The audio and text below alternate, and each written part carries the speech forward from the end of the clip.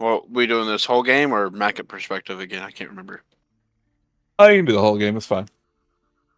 Uh, Mur met with his ghost friend, and ghost friend got really, really, really mad because she realized she had been tricked for years. And after a individual decided to suck um, the ghost disappeared, and we Go, go. learned that there is a bigger threat. Cutting to the Green Dragon Temple, Mackett awakes up and confronts the would-be killer of the town. 1 second. My son is... What, son? You want to eat now? Dad, pay attention to me, Dad. Yeah, basically. Um, Dad. he compares the footprint of the Molkin lady and finds that it is a match. Uh, in an attempt to bring justice to almost killing him, he attempts to kill her and is stopped by Kamatha. Uh, Mur soon joins us after we basically knock her out and drag her to the mayor. Mayor wakes up. Uh, we find our friend Bagel, Ethan, Nam Nam, um, True. Ethan, and by a quote unquote random zombie, which people would know to be Mur's granddad. Mm-hmm. Uh, the mayor, aka Mur's grandmother, says, "You know what? I'm gonna leave it up to you guys to dispense justice as you see fit." We go to investigate Mole Lady's house. We find weapons that have been stolen. We find food that has been hoarded, and we find evidence that she is a grade a psychopath. So we dispense justice, and she becomes a zombie. Yes, son. Eat, eat. Okay, I'll get you some eat in a second. And Mackett defeats her with Mur's help. And we go to the tavern. We find the Windian guard, and Mackett threatened somebody, and they did not seem intimidated. And we continue along our quest to find the hidden hidey hole of evil and purge it of the badness. All right. Cool, cool, cool. That's pretty accurate. How many inspiration are you up to now? Uh, that makes 18. All right. Uh, uh, I'm gonna give you something other than inspiration today, and hopefully you'll like it. I'm going to let you uh, basically have a portent. You know the portent spell? No, All right. I will look it up. So it is from the Wizard School of Divination. You get glimpses of the future that press in on your awareness. Oh, is that where I When can roll finish, 2d20 and then apply whatever number whenever I want? pretty much, you roll 2d20s and record the numbers rolled. You can replace Yeah. any attack roll, saving roll, or ability check made by you or a creature that you can see with pretty much either of those two rolls that you made. Basically, Days of Future Past, but weaker since it's a D&D spell. Pretty much. But Cool. yes, you get those two d20s to just replace as you wish throughout this episode. So make sure you use them. Excellent. All right, What, cool, buddy? cool, cool. All right, so um, we last left off with um, you guys were talking about going to that underground place, yeah? The Heidi Hole of Evil? Yes. Oh yeah, quick net, for sure, for sure. Oh yeah, you guys also ran into the Angel Guard dude, Guard Naaman. Um,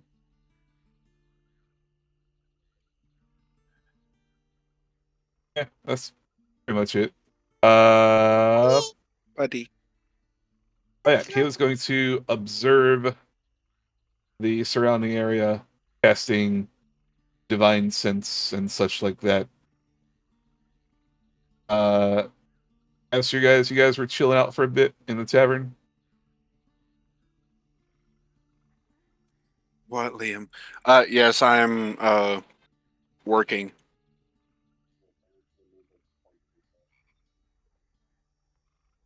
Oh yeah, that's right. All right, cool. So, you guys roll up into Yorva's tavern. She seems busy behind her bar. She's got drinks and all that ready and waiting since you guys seem to be frequenting here pretty often. She already has them ready and waiting for you guys to purchase and enjoy. She looks around at all of you, notably Myrrh. Myrrh, she notices your tired and exhausted face. Oh, you don't look so good.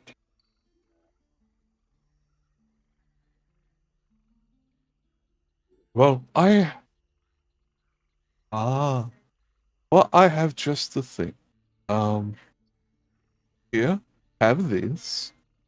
With this Myrrh, she pulls out a, well, it looks like a nice bowl of stew, although you don't really recognize the meat that's within it.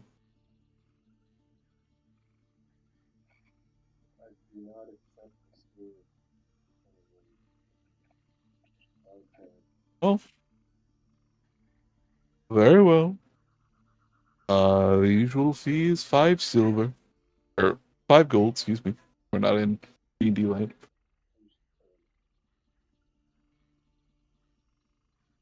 He gives an appreciative move and gestures for you to, you know, make your way on back to the resting area.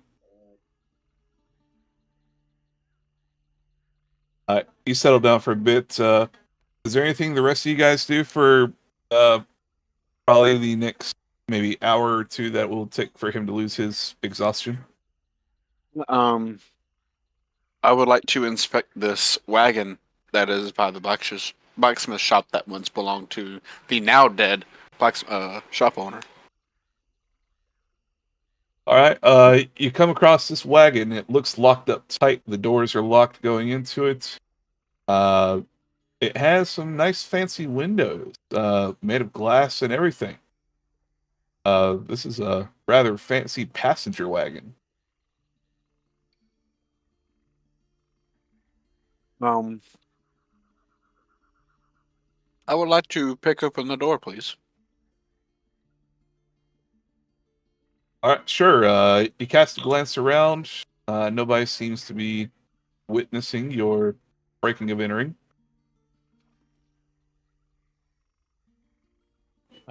That is a 15. I got dry decks. You said 15. Yes. Try as you might, this is one stubborn lock. It's built into the door itself. It seems quite well made.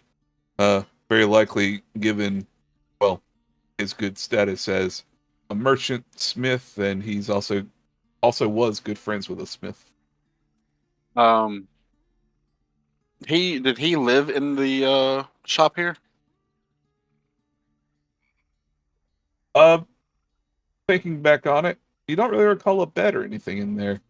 It is possible that he might have lived in his wagon here, as far as sleeping goes. Um, I'm gonna give it one more pick one more try, and if I can't get it, then I'm gonna see about getting some help. Sure, the DC will be slightly higher. Okay.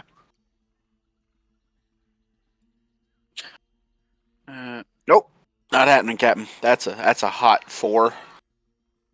Or Mackett, you try twisting, pulling.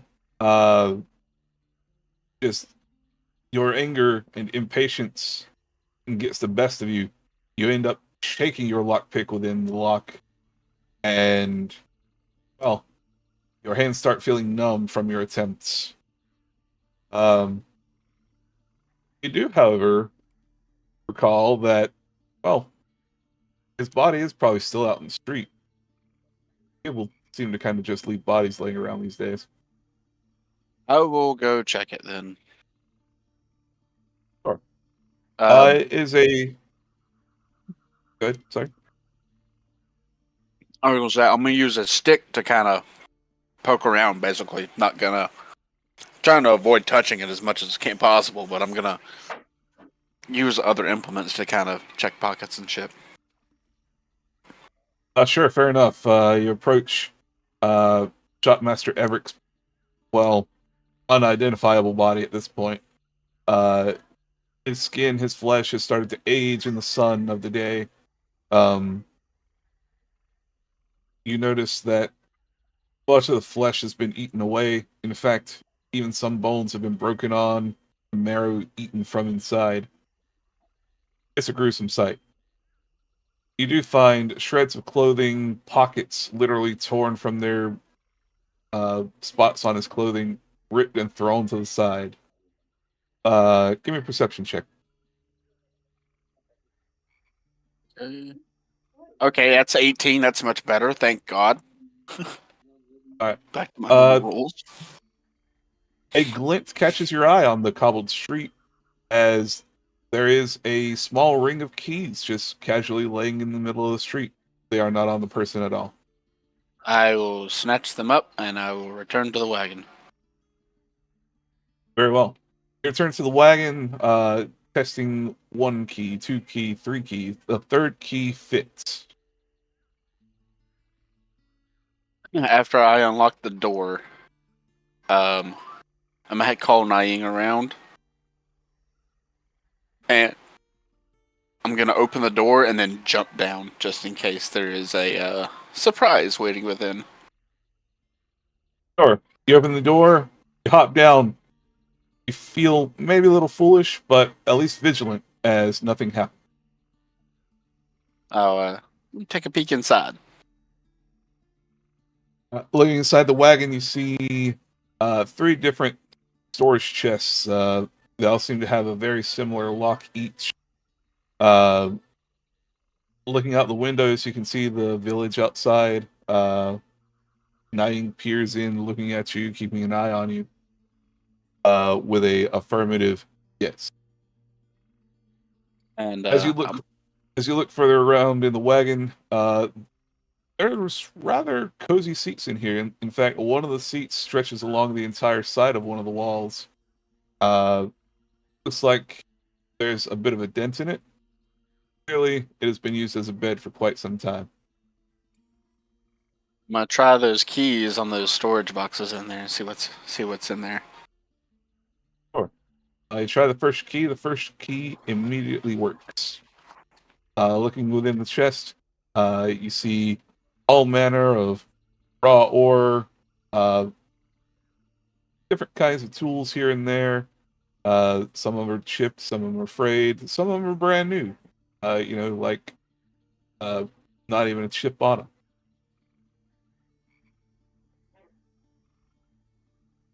them. Upon seeing all this, I want to begin modifying this wagon while we wait. The first thing I would like to do is have it so that this wagon can be attached to Naing via some connection points. Sure. On the front of this wagon, there's already a pair of twin yokes for like settling a horse in the middle. Although you feel that this would probably not agree with Naing. It'll probably need to be something more made of metal rather than wood.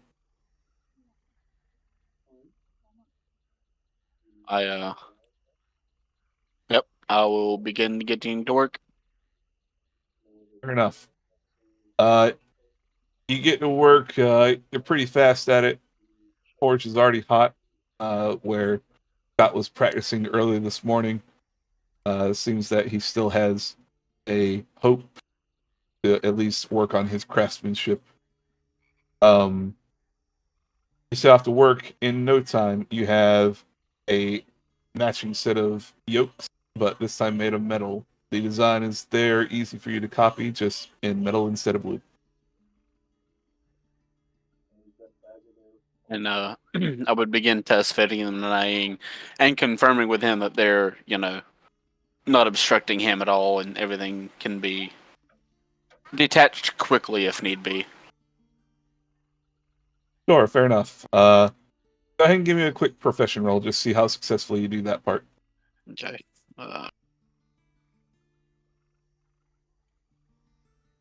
12 plus 12, so yeah. 24? Yeah. Alright, it is more than precise. You size up Nying to it. It looks like he could fit to it in his large form. Maybe not so much in his shrunken down size. But it definitely gets the job done. And as I get done with that, and I'm actually going to climb inside and just kind of relax on one of the seats, just kind of take a minute and breathe and relax. Because I know I'm fixing to have to go hop down a hole to fight monsters again. Sure. Give me a wisdom check as you settle down on the seat in the wagon. Wisdom check. Sure. That is a 7 plus 3, 10.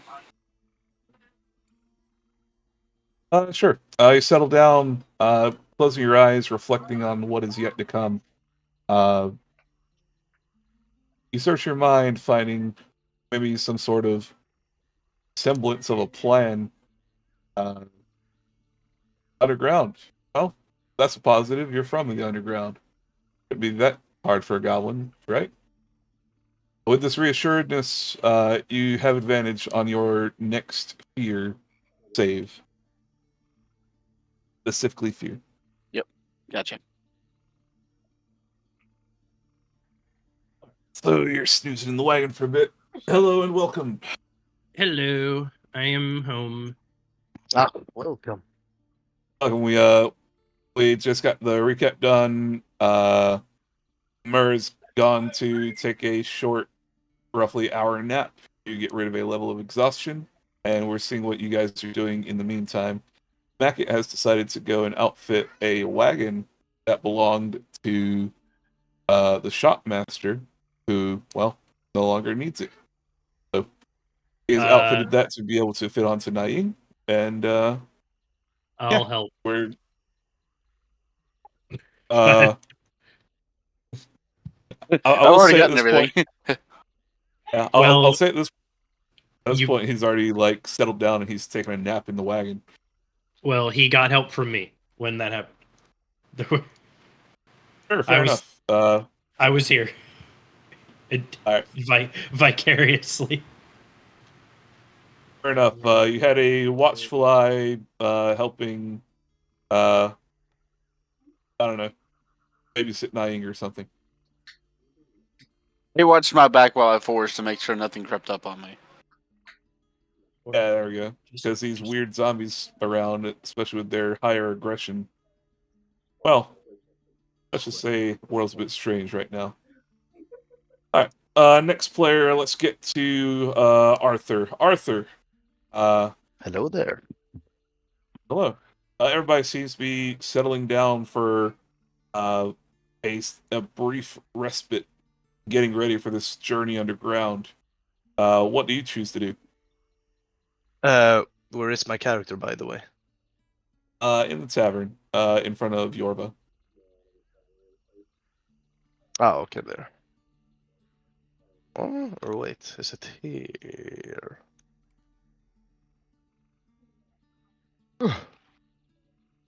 Damn it, which house?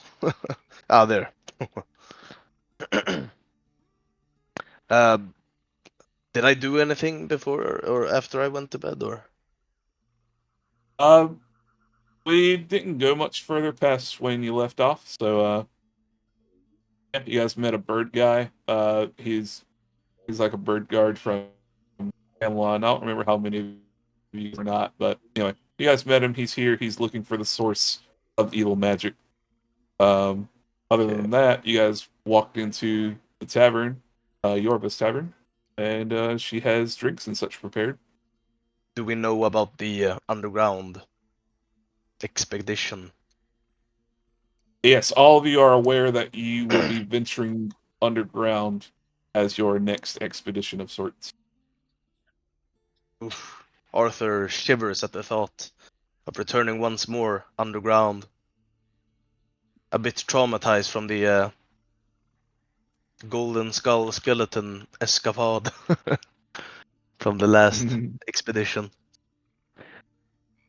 Ah, fuck me, silly. I'll take 5 of your finest ales. Yorva looks up at you with a inquisitive mood. 5 ales? How about just one of something a bit stronger? My own special recipe, you know. Well, I could go for a White Russian. Don't hold off on the milk. Oh God. She gives a resigned, dejected hang of her head at your response. Wait, can I flirt? Is that Sure, you can. possible? Yeah, you can roll to flirt. That'll be a persuasion check of sorts. All right, all right. Oh wait, I just have to pull out my character sheet. For some reason it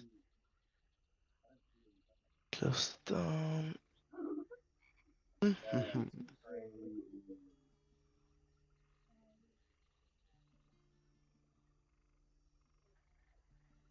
Ah, there we go. Okay, so you said the persuasion. Sir, All right, all right. Oh, I'm a persuasive man. What can I say? Okay, 17 plus 8, so 25, I think. all right. So 25, damn. Uh, sure. What exactly you want to say to her? Just that same line? Uh, I guess I'm a kind of an asshole, so I'll go with that one. Okay. She gives an move. She puts one of her hands to the side of her face. Uh, oh, this one's on the house. She she brings forth a rather large-looking flask. Looks like a size of flask you would expect an iron ogre to be holding. Uh, Oh yeah. she doesn't pour it. She just gives you the entire flask. Ah, Uh, Master, mind if I also have a sip? Hmm. Give me a moment, and I'll pull up the big book of British smiles. I mean the family rules. Oh no, Mhm. Okay. What time is it right now? God. it's about noon. Noon. Hmm. Well, of course, according to the family rules, section 17b, it says that at noon you may enjoy some beverage, but not before. It's bad feng shui, or whatever they call it. Well, thank you, Mumu Mia. I'll have one of these She and then I'll drink my sorrows away. she gives you a low chuckle, and waves her hand at you. Um, with that, you take this flask. You notice written kind of haphazardly on the side on a label, It says Fire Seed Whiskey. That bodes well. Yummers. If I don't get eaten up by giant spiders or skeletons or whatever, I will enjoy seeing you later. And then I'll sit at this table with this weird guy. She stares at you, kind of mystified by the interaction, but continues on about her tavernly duties. As you sit down at the table with the fully cloaked fellow in the dark hat, he looks one direction and the other direction, and he pushes a deck of cards your way. Ah. And what game is this, He watches you intently from under his hat.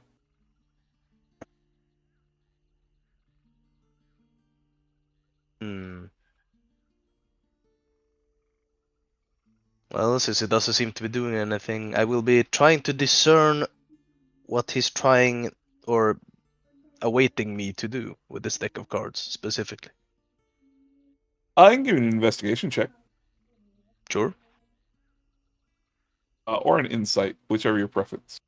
Investigation is better for me, so. Yeet. That's 19 plus 8, 27.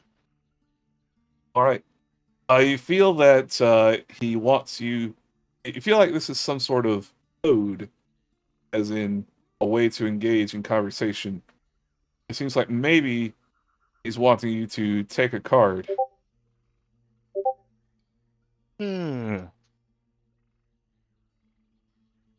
I will hold the deck in my hand and I will attempt to basically split it between my hand in two, and then I'll bend one card and basically make it flip out so it spins in an arc, and then I'll catch it to display my performance skill. Sure. Go ahead and roll performance. Right? Roll well now. Okay, 13 plus like a billion. That's 12. 13 plus 12, yeah, 25. 25. Goddamn. You do this with pretty much no effort. Just a flick of the wrist is all it takes, and you can't help but spot his eyes widen a little at your trick. Kind of unfitting for the fellow. What card do you pull? I'll pull the Clover of 6. All right. With that, he reaches over, takes the deck from your hand, the clover from your hand. He leans forward in a gruff tone. What do you want with me? I was simply saying hi from one type of performer to another. But the real question is, what are you doing here?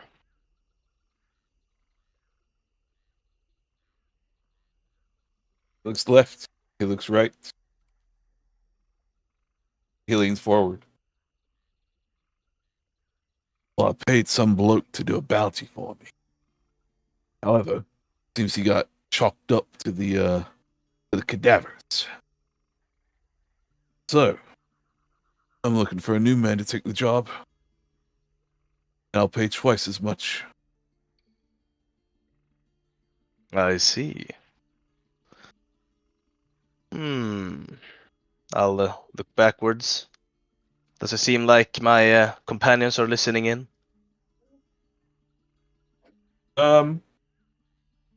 Given that they're still entering / going elsewhere, probably not. I'll also do a shifty left-right look before also leaning in. Well, you do have my attention. but I don't do any type of work.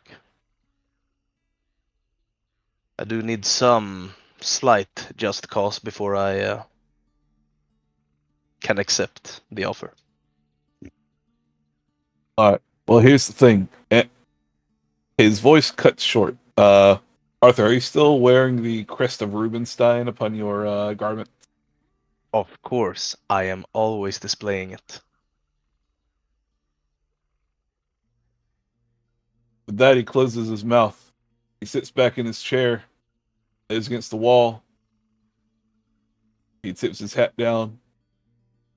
He picks the deck of cards up off the table. He goes silent. He regards you no further. I would assume that Arthur might understand what this means, or did I notice him looking at my crest? You had a pretty high investigation a while ago. I'll work off of that.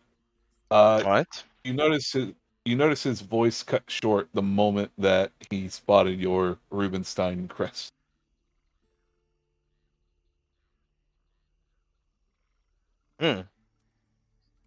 I'll pretend that I don't really understand. Perhaps I could do a deception for that one. I want to make sure that he does not understand that or know that I know. You know. Or what did you try and say to him? Uh, hmm.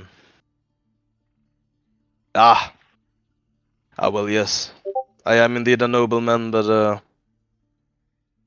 of course, that doesn't mean that it is impossible for me to do those types of work.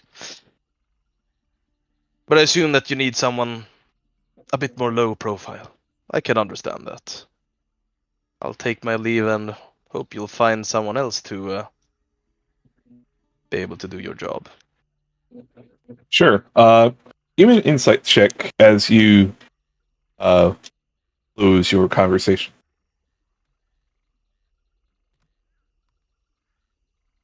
18 plus 2. That's 20. Dirty. Sure.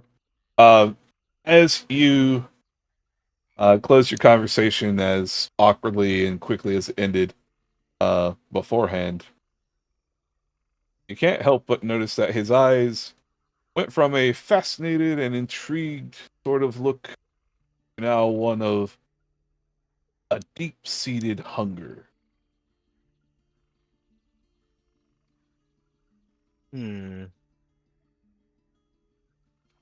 It's like he's eyeing you as if you are, let's say,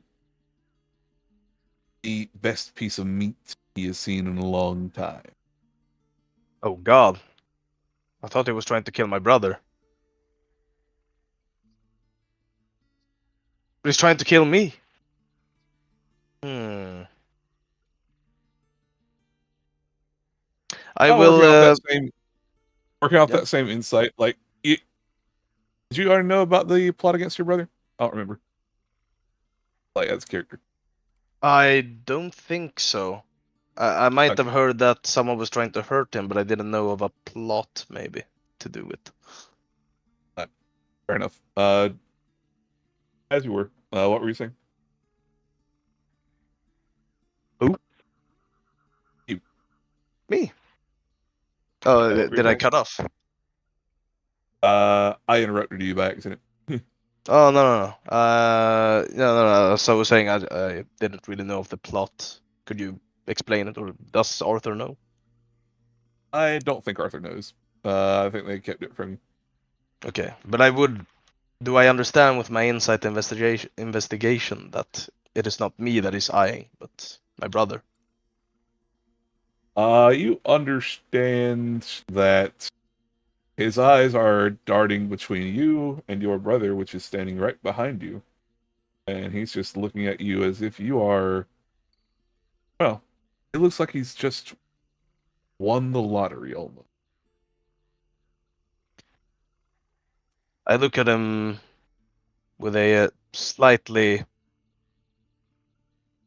shocked look, and I'll just leave while saying, I don't swing that way.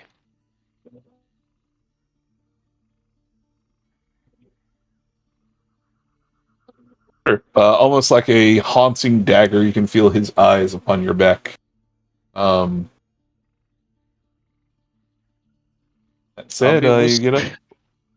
I'll be whispering to Angabang at this point. Anga. What's up? I think that guy, the shady guy, to your right, with the deck of cards, is trying to kill me and or my brother. Oh, you don't say. You don't say. Well, yeah, he is alive and could see you.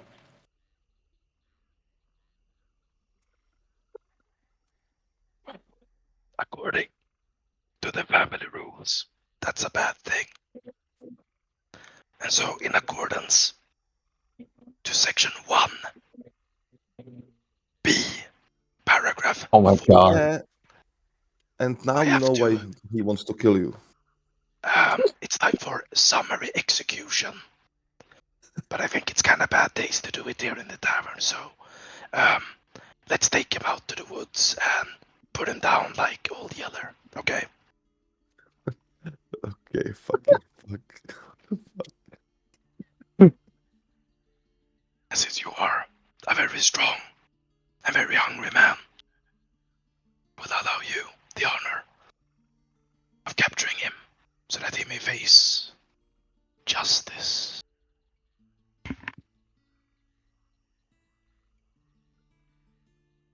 Okay. Okay. What you want me to do? I just want you to go right up to him and say that I think he's gay, so just say that you like his eyes. When he's distracted, you just knock him the fuck out. Then we'll drag him out. This is so funny to just be listening into. Like, I can't. And couldn't, what's its name? Khan do that, huh? The conversation. Be suspicious of him. But you, however, were not involved. So it'll be less suspicious. And there's a higher chance that his guard will be down. Which means emphasis on the justice. And I'll look towards Kamatha a few times to check if she understood the joke.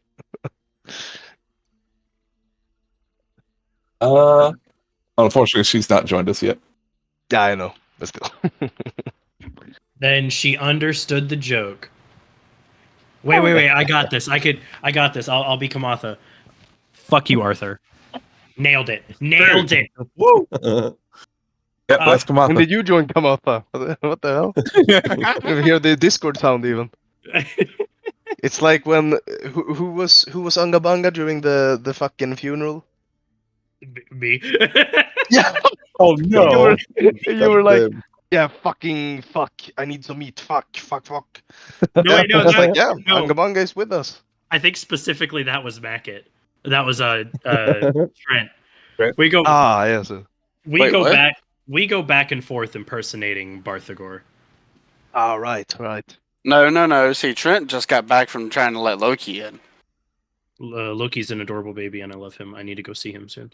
Anyway, we were talking about like who was impersonating Barthagor when. During the funeral.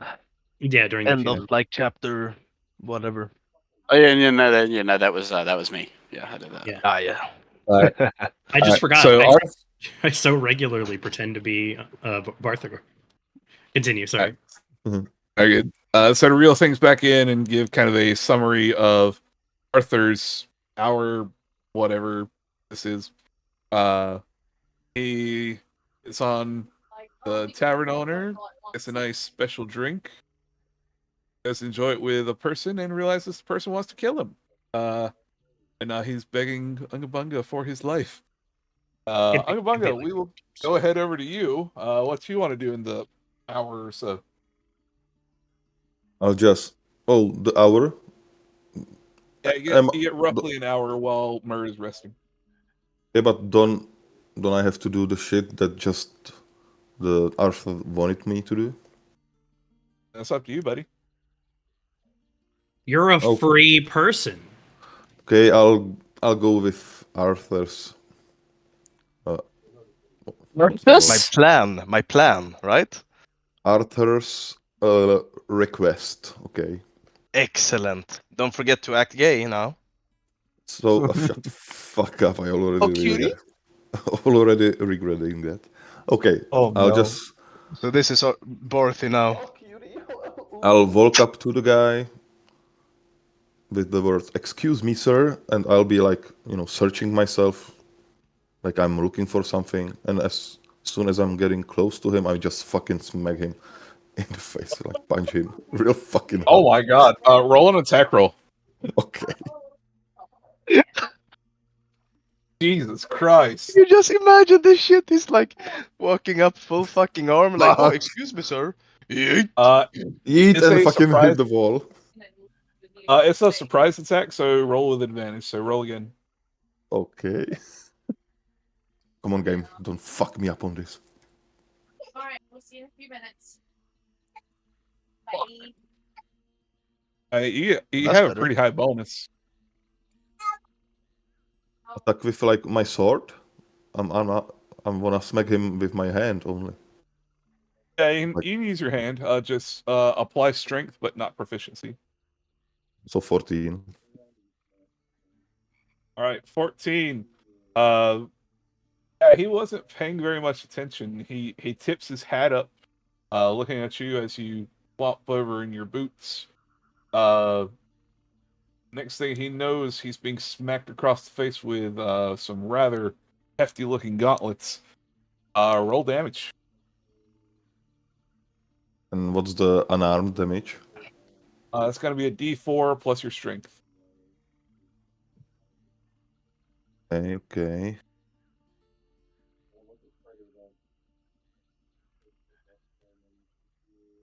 Seven. All right, 7 points of bludgeon damage straight to this guy's face. He Non-lethal. he falls out of his chair, climbing and standing up quickly, pulling out what looks like a rather gleaming short sword and a small dagger, which seems to be dripping with some green substance. As he steadies himself, he looks up at you. I've no quarrel with you, fish man. What you want?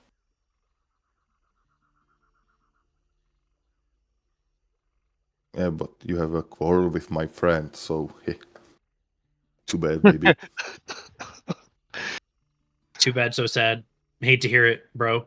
Let's start throwing hints. I'll take the opportunity to use my shrill notes. One of the few times I will be dealing damage to this man. Sure, good luck. I'll whistle like Yondu from Guardians of the Galaxy. Mhm. Let's see here. That's an attack.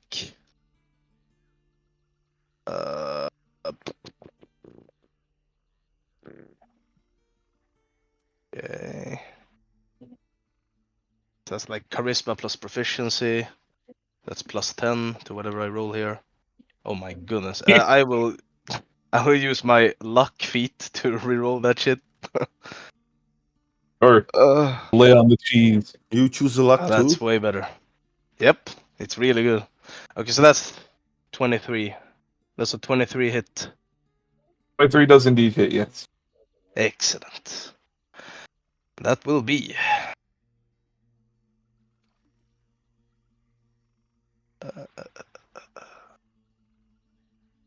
3d8 plus charisma. Wait, d8? Oh lord, okay. Plus 5, so that's 20 damage. Arthur, you take your violin you pull the strings tight from the opposite end, making the strings bear down directly against the stick part, the frets, I guess. Mm-hmm. You run your bow not along the frets on the neck, but along where the tuning of the notes happens, up where the strings loop around the little pegs. It makes a horrible sound. Everyone around manages to cover their ears in time. However, this fellow, who's got his hands full with weapons, ends up kind of cringing, and you can see just a trickle of blood come from one of his ears.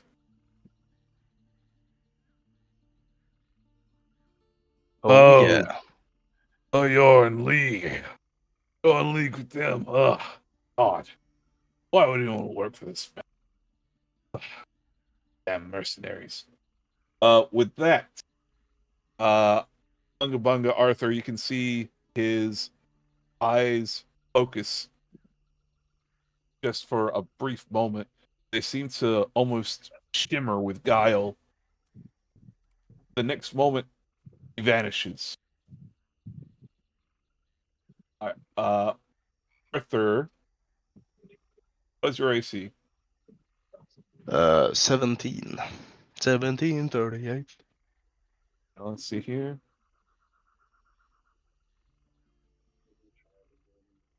So I assume a 23 and a 25 hit you. Oh yes. But unfortunately for him, Akshan will just and block that shit. He can block one attack, is that right? I think he can block 2, right? It's like up to his thingy Let's see, bonus, right? cover. Where is cover? Let me look at cover real fast. There's 7 seconds of reaction for an ally within 10 feet. Once the attack roll has been made, it hits the ally. If it hits the ally, damage roll will be made against them instead. At level 5 and 10, the range of this increases by 10 feet. So you can use one reaction to cover. It is blocking and stuff that you can do multiple times. Okay. But So logically, I'm just asking, if he's standing like right in front of me, wouldn't he get hit by both attacks? I mean, it's all like a matter of perspective. He can like still get you like below a Khan's arm or something. I don't fucking know. Okay. But Whatever. TLDR, Akan rushes over to you. He blocks one of the attacks. Let's see, that attack deals 13 piercing damage, as well as and poison damage. Have Akan make a Constitution save. Yeah. Make a con save first. Plus 5, that's 11. Akan feels his muscles slow down and start going limp. The next thing you know, he's down on one knee. He has no further use of his limbs currently. Okay. He will be blocking both hits though, by the way. Yeah, that's fine. He still takes damage. Yeah. Let's see. First one, we're blocking 7, 8, 12 damage. So he takes 1 damage. And I'll try to block the other one. And he blocks all damage from the other attack. Or from the Oh, other type of that damage. wasn't the other attack. That was just the poison. Yeah, but he can block magic shit. I'm not sure if that Right. works, maybe. This is all It's a from one magic attack effect. though, so the block only Okay. goes off once. Okay, then he blocks 12 of the damage. All right. The rest goes to him. He gets poisoned, and now he's kind of struggling against this kind of paralytic poison. Yep. The other Shiv comes attacking at you. Oh, that's right. We already had a 23 for that roll. That's right. So here's the attack roll. That is 12 points of pierce damage. This is not the poison blade. The poison blade is the other one that already hit a con. So that is pretty much all you have to worry about. Okay, 12 damage. Ouch. That's still pretty nasty. Okay.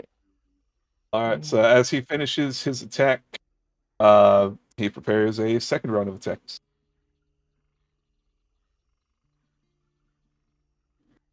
Is he Alright, doing them so- now or? I'm doing it right now. Yeah. Okay. Let's see. He's gonna go ahead and do one for a con and one for you. Alright. Con is paralyzed, so he's gonna get advantage. That is a 19 to hit a con. That hits. Or yeah, I think it hits right when it's the same. Yes, sir. If it meets, it meets. Okay, yeah, that's a hit. That is 16 pierce damage and 4 more poison damage as he continues to use this paralytic poison Can he on block? Khan. Still? He is currently paralyzed, so no. Okay. You So witness as he stabs Khan directly in one of his shoulders as he's crouched on the ground, following up with an attack directly at you. This one that's only a 12. I don't think that hits you. that does not hit.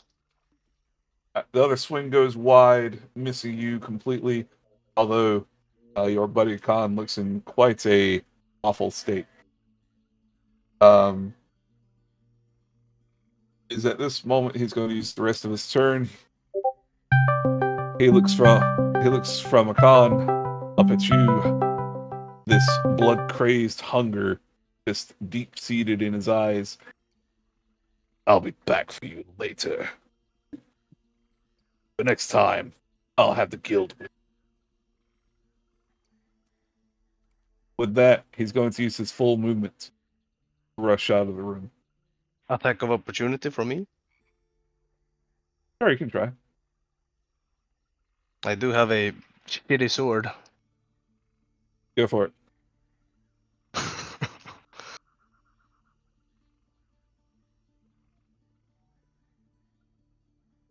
Yeah. Oh, and also have an extra attack. Do I roll for both then?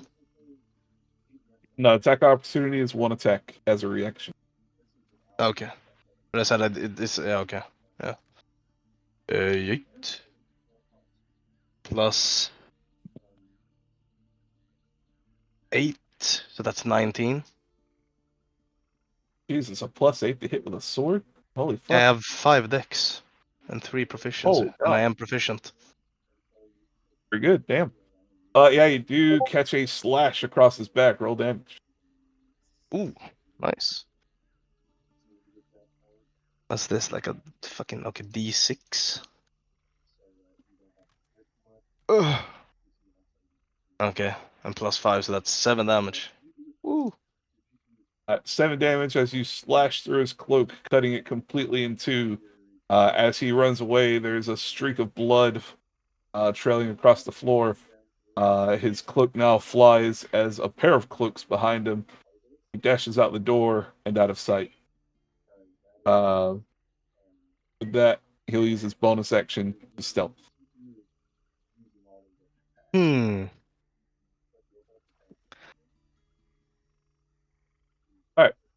You guys are now out of initiative. What y'all Wait. want to do?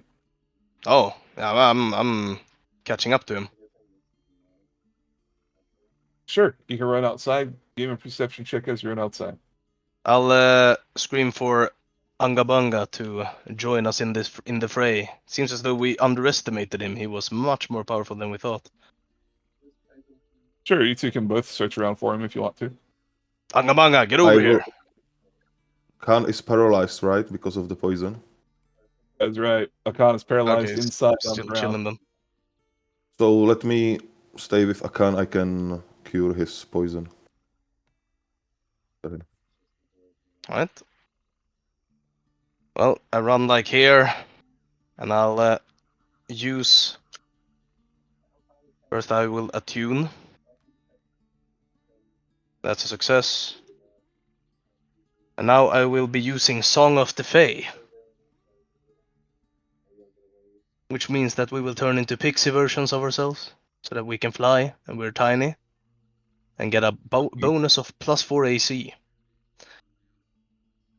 Very well. But the most important part here is attuned enemies are all bathed in a purple sparkling mist that reveals all invisible creatures, dispels all hostile illusions, and provides advantage to all attack rolls against them. In order to flush this man out. All right, give me just a sec. Let me read his advanced stealth. Okay.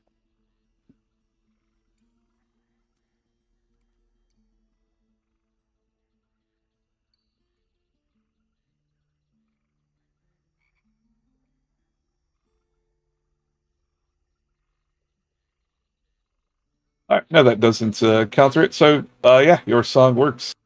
You reveal the fellow directly next to you. Oh shit. He's kind of caught off guard. However, it seems you're also caught off guard. Okay, at this point I am flying. And tiny.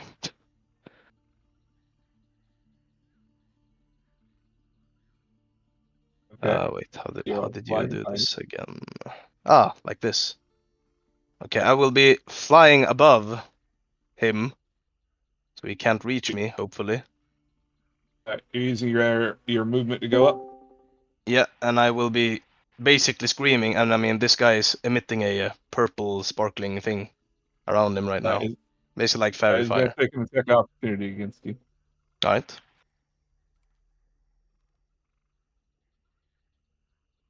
Yeah, that's a hit. If he has That's bonuses. 24 to hit. Yep, that's a hit. He's using the poison blade. I will be right back. I gotta take care of my dogs. Alright. Sure. Okay, I will be rolling Constitution. Okay, I will be using Inspiration to re-roll that shit. God damn it. Yeah, that's a fucking giga fail. 6. Oh. I guess I used my luck feat then. So that's the second luck usage. So 16 pierce damage, as well as 4 poison damage. And what was that roll result? Yeah, it's like a 7, so... Oh, well, You are +2, now so considered 9. paralyzed. You no longer have the use of your limbs for a number of rounds. Okay. Did I Which still will make be- it up? I believe wings are limbs. Yeah. Yes, sir. So you are not up. In fact, you are on the ground. Okay.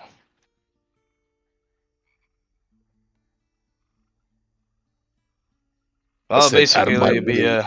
And screaming for help at this point, so we can stop this madman. sure, you carry on screaming for help. There's not that many people left in town, except the ones that you just ran away from. That is going to use his entire turn, full round action, to dash and get the hell out of here.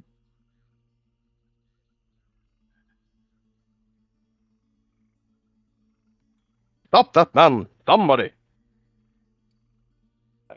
He runs into a secluded, empty graveyard, and he will cast Vanish, gaining a heightened camouflage.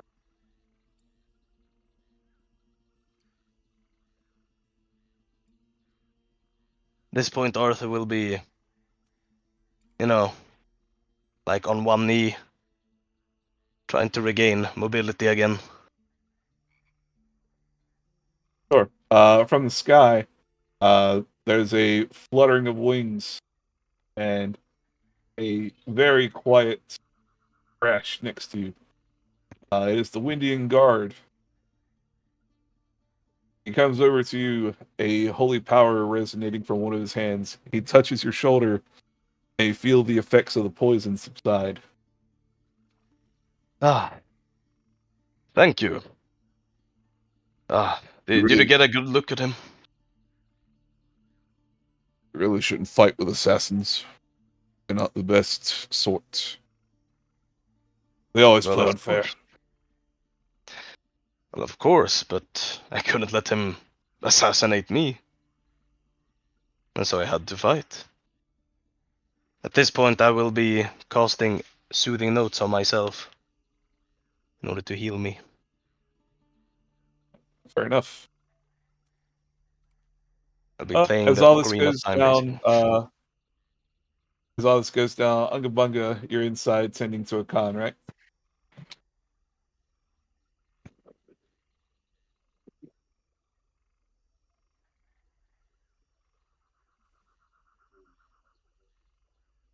RDB?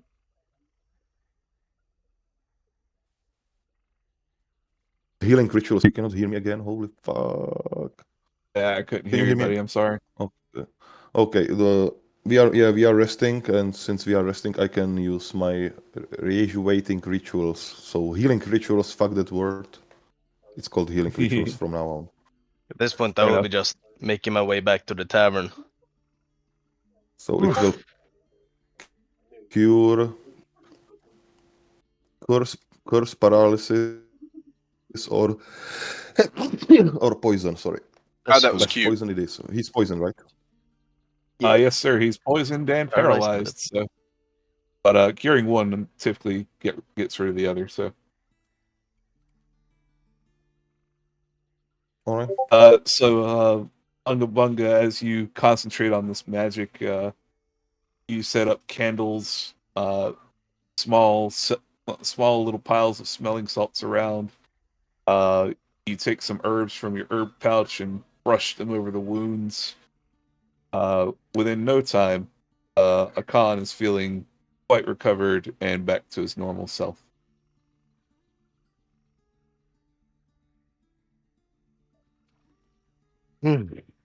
At this point, I will be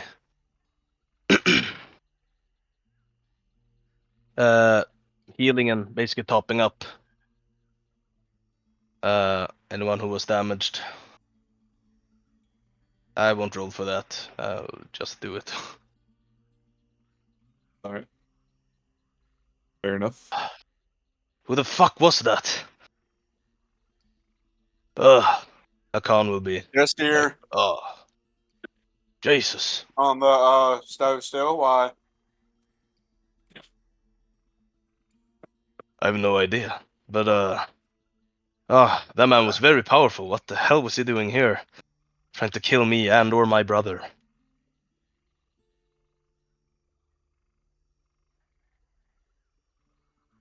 What do you think, Anga?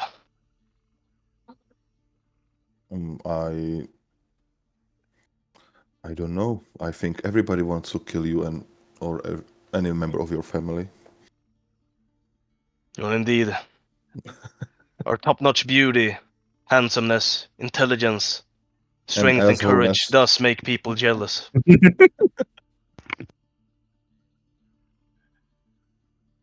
I was a fool to be blind to the evils in people's hearts. Ah, truly it is my folly to shine too brightly. All right, so Arthur, for the sake of our time restraints, I'm going to say that concludes your section of the hour per se. Unga, Yep. I'll say that you still have roughly half an hour that you can contend with things if you still need to. Oh, You have I anything you wanted would to like ask. Yeah, I wanted to ask if I'm still like fucked up, exhausted from the lock picking failure I had the other session. I believe we ended up clearing that. Otherwise, oh yeah, we were talking about that last time. Mur said he needed a rest to get rid of his points of exhaustion. You could rest at the same time to also get rid of Okay. that. Yeah. Uh, I'll do that. Arthur will just be talking for a bit with his brother, and that will be the end. Okay. Discussing this mishap. Unga Bunga, as you head towards the bed area, Yorva calls over. That will be 5 silver for the bed. Or five gold for the bed. I keep forgetting silvers now. Okay, I'll toss her a 10 gold. Thank you, ma'am. She gives you a satisfactory moo, Oh my and fucking god. you continue on back to the bed. Right. So you're getting rested up. Any last minute things you want to do or preparing your equipment while you're resting?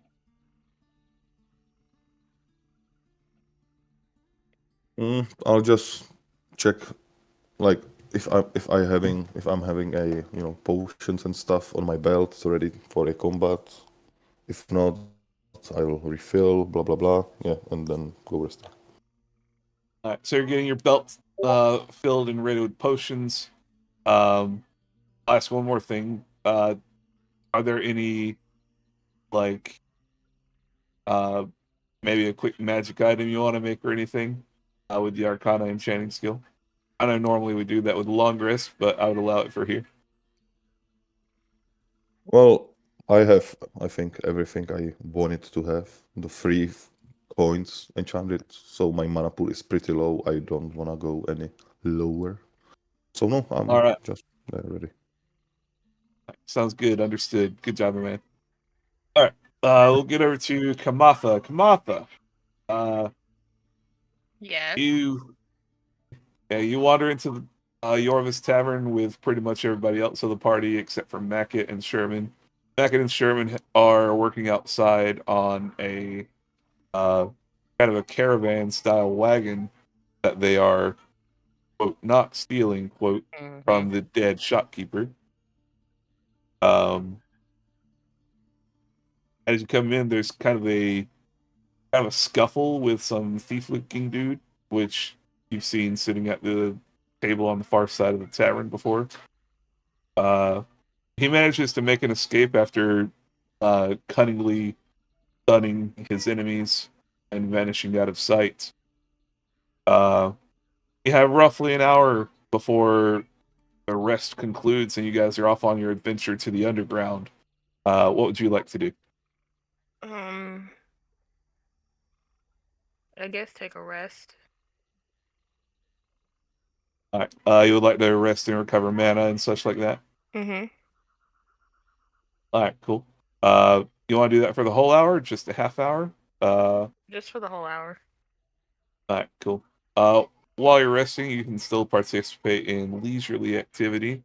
That can be setting up your equipment, getting your belt ready. Uh, in this one instance, I'll allow you guys to create magical item, enchanted with a D&D spell. Mer, that also goes for you. I know you're kind of resting, like sleep-wise right now, but I would allow it still for you. If there's any magic items you guys want to prepare, get ready. Uh, just different things. She'll attempt to try to enchant one of the scrolls. All right, enchant one of the scrolls. Any particular spell on your mind? Not really. Sorry. Let me see. I did. You guys have access to druid spells and wizard spells. I'm still tossing up in my mind whether I want to allow cleric spells on that as well, but we'll get to that point later. Or a vitality. Aura of Vitality? Yeah. All right, let's see. Aura of Vitality. All right, so that's third level spell. That would cost mm-mm.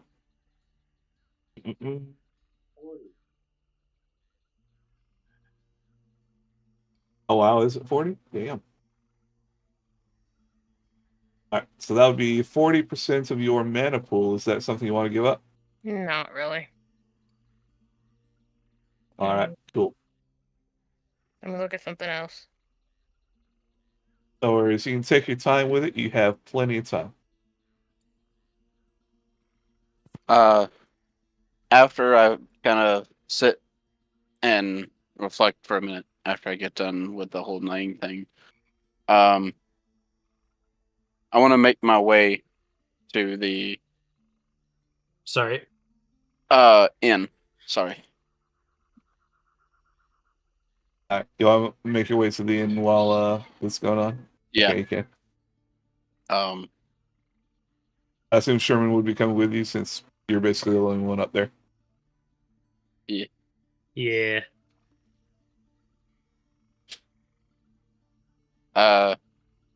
Once I get to the inn, I would like to find both Sherman and not Sherman, both Mur and Kamatha.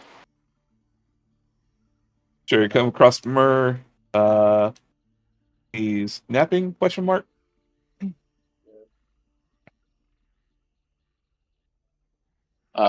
Mur is napping, but you guys are basically having this waiting time to wait for him and Hunga to wake up. So, what about Kamatha? What you want to do with Kamatha? I would like to go up to Kamatha and what all items do you have exactly? What do you mean? Like equipment, what do you have? I know you have the staff that I made you. What else do you have? What I have on? So not much. Got it. Okay. I know Murray's got a lot. And he'll pull out the deep crystal gauntlets that he made. Here, you can use these while we go down there. Just in case we get into any kind of magic trap, you have something. Thank you. Kamatha, you are handed a pair of deep crystal gauntlets. Despite being rather heavily clad gauntlets, these still can count as low as light equipment.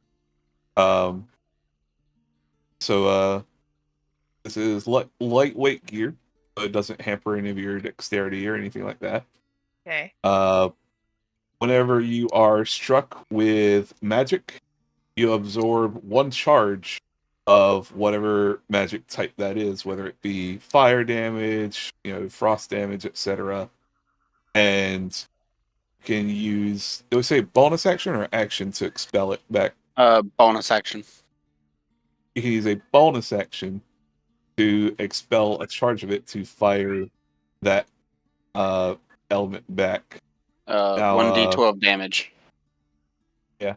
What do we say about force damage? We said that you could convert it to force damage instead of whatever element it is, You could convert it to force damage and it would actually push stuff back. But if you convert it to the normal elemental damage, it would just do the elemental damage.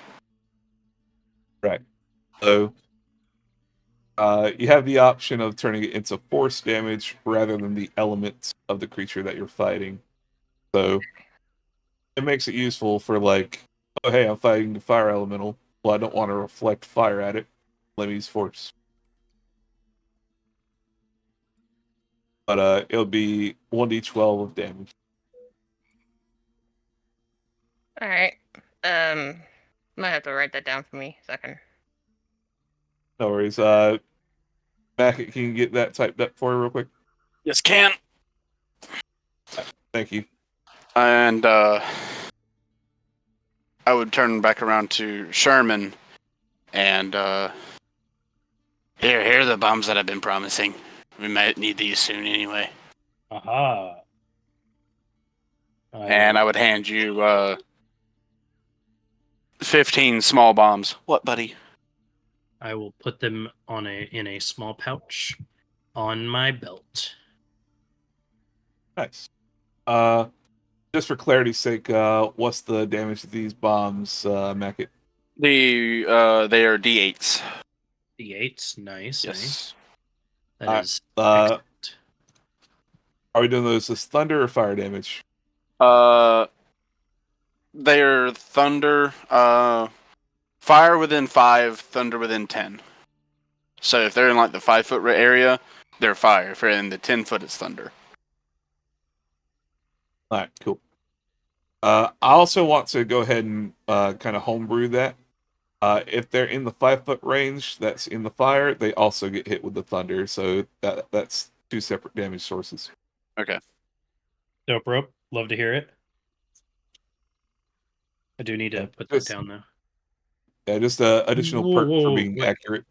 Wait, 10? Wait, 10 feet? Yeah. So like the first Oh. 5 foot, That's like big. I mean, it's a bomb. So Yeah. Well, they are meant to be small bombs, I mean, but I mean, that's it's why I say you whatever. get the big bomb. Yeah, yeah. no shit. I fucking guess. Okay. 1d8 fire, 1d8 thunder, up to 5 feet. Okay. All right. Anything else, Mr. Santa Claus Mackett? And I believe that's really all that I have. I know I've been promising Sherman bombs for a minute, and Kamatha really hasn't, gotten anything. Is Barthagor's armor, is Ungabunga's armor still figgity fucked? Or did we rectify that from the Night's Rest? No, it's still one like asset point, blah blah blah damaged. Yeah. Then I would, before we leave, I would spend the rest of my time fixing his armor. During the last bit of the Yep. the last time we have available. Yeah, basically. All right. In that case, I think we're going to conclude here as far as the rest goes. Sherman, I know I didn't get to address you much. No, it's fine. Was there anything you want to do? No, there's not. There's nothing I really wanted to do. Anything you need ready on your belt pouch or anything? No, I always have everything prepared. I mean, I got the bombs on there now, but I got ammo, health, and the bombs. Uh, All right, good shit. Jody, I Oh, sent what's you a up, Kamatha? spell. Let me spell. All right, let me check that out real fast.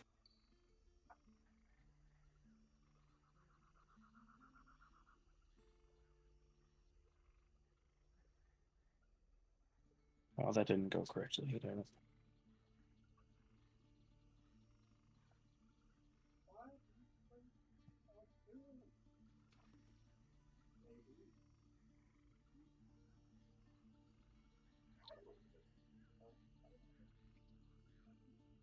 Let's see. God damn it. That's 5%. 5% max mana pool per spell level. Spell 1. So, that's a cantrip, actually. But yeah, it's just 5%. All right, cool. So yeah, just get rid of 5% of your total max mana for the day. All right. Also, Kamatha, I just sent you the Deep Crystal Gauntlet thing. All right. I'm copying it now. Someone else had. Well- I forgot to remove this. Someone else has the healing wand now. Right? I think maybe it was given to Arthur. I don't remember, but let me finish this up with Kamatha. Kamatha, this spell, did you want to have it upcasted to a higher level spell? It would consume more mana per level, but I don't know if you just want to keep that level 1 or as a cantrip. Keep it as a cantrip. All right, got you. Since you're keeping it as a cantrip, I'll say that you have unlimited charges.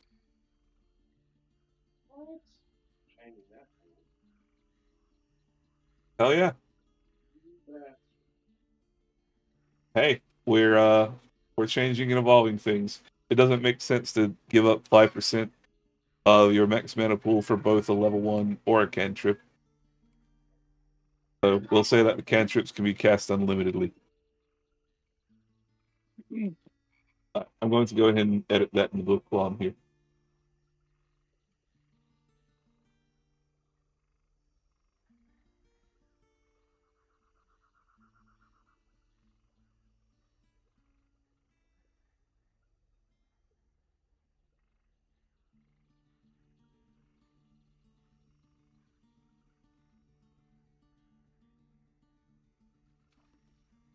There we go. I got that patched up. So from this point forward, for you spellcasters, if you use Arcana to enchant something, and choose to use a cantrip, ignores the charges rule. and you can just cast the cantrip pretty much at will. Sound good? We all good with that? Mm-hmm. All right. Well, shit. Moving along. With the conclusion of the hour, roughly hour and a half mark, Mur, you wake up from your nap, feel much better than you did earlier, less strained. Ungabunga, you feel the same. As you two get up and head towards the main chamber of the tavern, you can find the rest of your people chatting. Some are talking about some kind of assassination attempt. Some are talking about having worked on a wagon. Just, same old usual group stuff.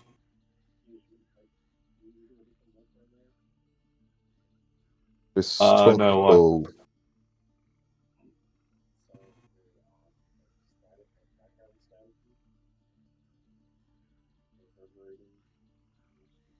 yeah, there's a vacuum going right now. Sorry.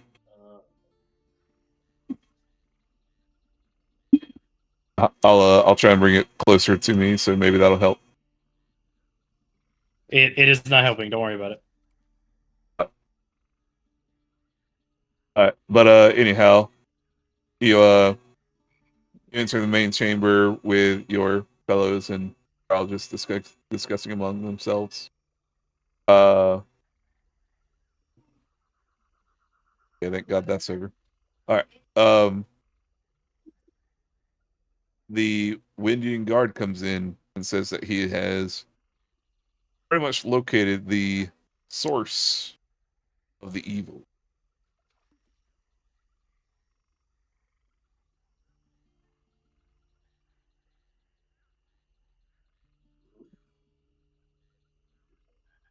Go on. Oh, I've narrowed down the source of the evil to be, well, it's quite further away from here, actually. But its energy seems to almost seep from one of the tombstones within the graveyard.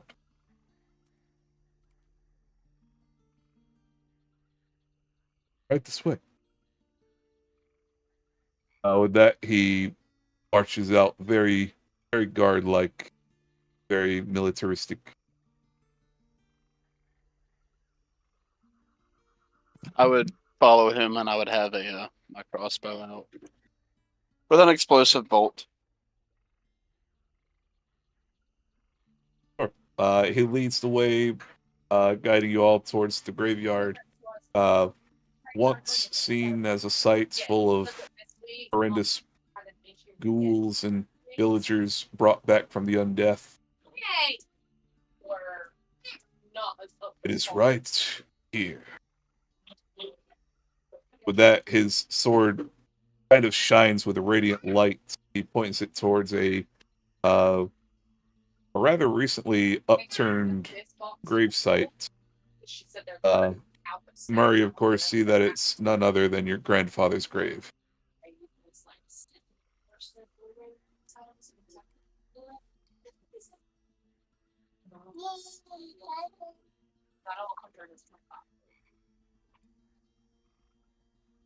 Will be terrible. You only got 6 of those? Yeah. I'll pick box. They were. I suppose. I would turn over my shoulder, Naeem medium, and have Naeem go to his medium size. But I'm okay Sure thing. with it. And it's now his medium size. That said, the grave lies before you, currently undisturbed. About that. Y'all digging? Mackett would seem to pull shovels out of nowhere. Guess, Well, guess I guess there's only one way to get down there. Can I just use any kind of elemental stuff to kind of move stuff aside? Let's see. I don't believe you have the mold earth spell. Sherman or Mackett turns around, and looks dead at Sherman. Nope. I shake my head no. I'm like, nope. It's right there. It would be so easy. It would be so easy. I know, but no. Mac, That would be you're the egregious misuse of their power. Mac, I assume you're stepping up to the plate first. Yep, fuck it. I mean, if no one else is going to. I mean, I'll start. Call my ass Stanley on this. One last one.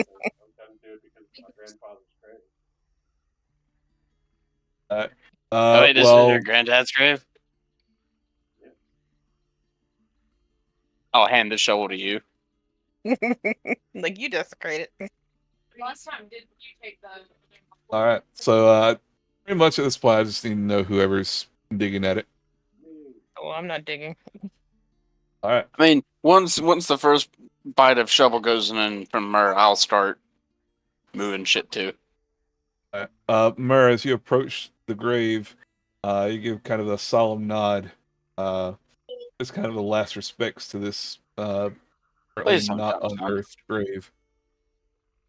Huh? Okay. Anyway, you approach the gravestone, and as you go to kick in the very first strike of the shovel, it gives way. Give me a dexterity back up. save.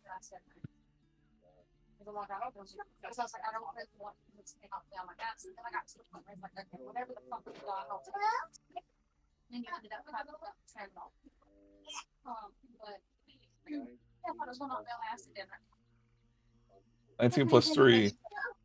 All right. You're able to rear yourself back from the hole. The Windian guard, Naaman, reaches out, grabbing the back of your cloak and also pulling you backwards. The entire surface of the earth over this grave gives way, falling several dozens of feet. It is not for several seconds until you hear your shovel clang at the bottom. that drive.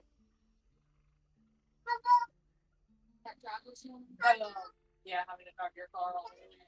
And of course, the steering on it's fine. It's just not like in general. If you drive with that on. Mackett would. How solid is this tree right here, Jody? Looks quite withered away and very sick. Give me a nature check. I was like, I can't really say that's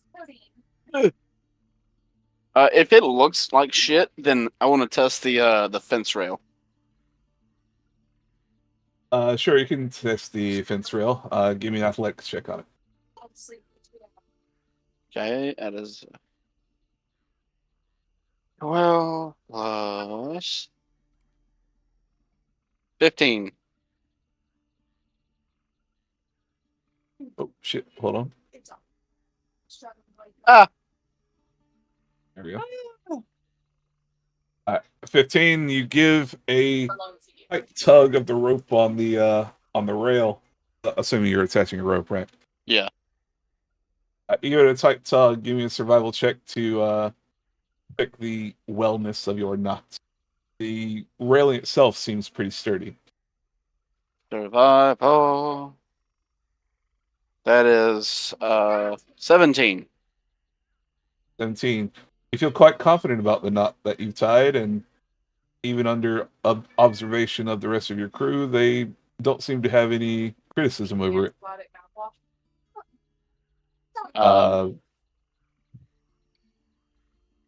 I would then, making sure after that, I would just kind of toss the rope into the hole.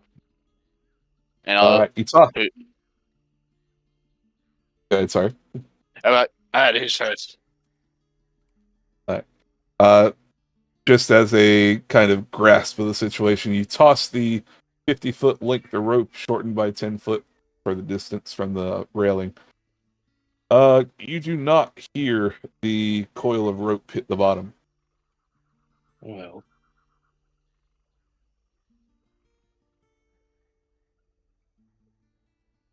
Okay, in that case, I would like to take a. I'm gonna break a stick off right here of this tree. And Get a nice use sized branch. and use my torch to like light it on fire and drop it down the hole. Or you drop it down the hole. Let's see, I can get rid of the fog now.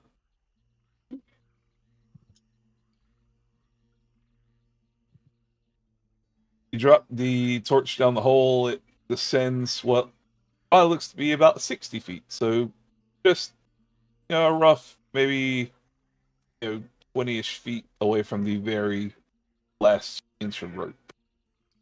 Then I would pull the rope up and then I would pass some more to it just to make sure we have enough. Fair enough. Give me one more survival check to attach that, and then we're good to go. I'll help with that one. Or give it assistant. Okay. Advantage.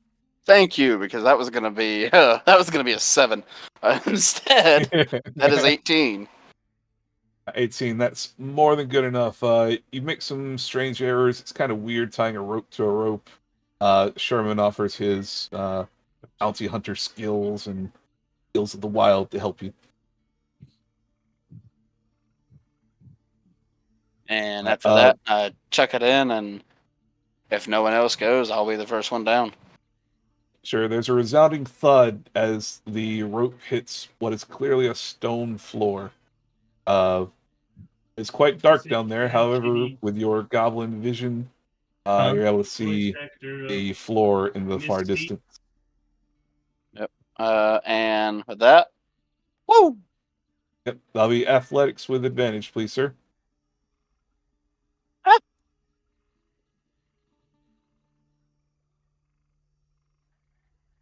That is 14. 14, yeah, you make it down, no problem. As for the rest of anyone trying to make it down here, same deal. Strength or athletics check at advantage to get down. If anyone gets below a 10, let me know.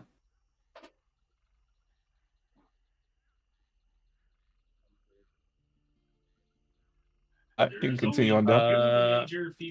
I will do that. You said it's in athletics? Yes, sir.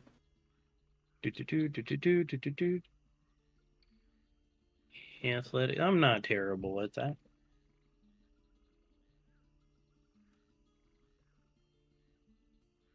Well,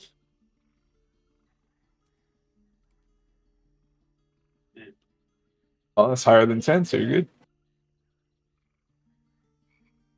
You can make your way down. Murray can make your way down since you said you got tired.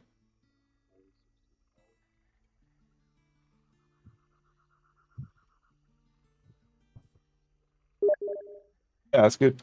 You're fine. Alright, so I still need Arthur, Bunga Bunga, and Martha. For what? Sorry. To do what? Wow. You guys are going down the hole, climbing a rope down. You have advantage because there's a rope. Oh, I guess I should move my character then. Where we I at? would shout back up the Oh, hole. there. Sorry. For Naeem to guard the exit. Jody, the D20. Yes, sir. D20 plus athletics. And 9 gives a resounding yes down to you. With advantage, you said? Yeah, you can roll Yep. twice, take the highest number. 23. That's enough for now. Yes, sir. That's more than enough. 15 plus 4. 17 plus 8. 25. 25, that's more than enough. You guys make it down, no problem. Go 22. ahead and cast your... sounds good.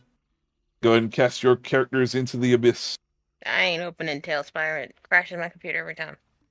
Your big computer? Yeah, lately. What the hell? I did not know that. We'll have to fix that. I haven't been in there like the last 2 weeks. I was wondering. I just thought, sometimes people don't like Tailspire.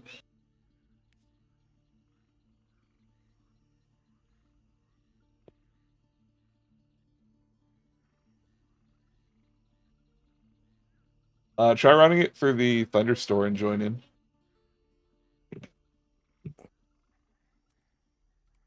You may get some like weird mod bullshit, but it should be fine.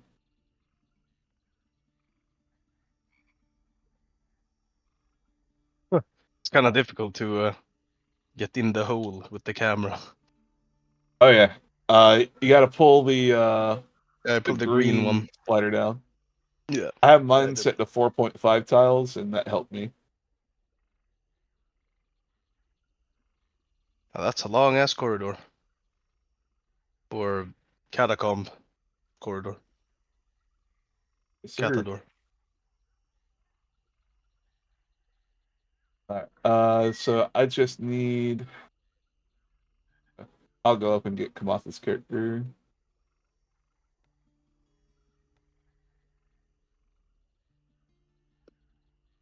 Pull my green slider back down. There we go. By the way, how Yeah. did pushing oneself work again? I don't remember.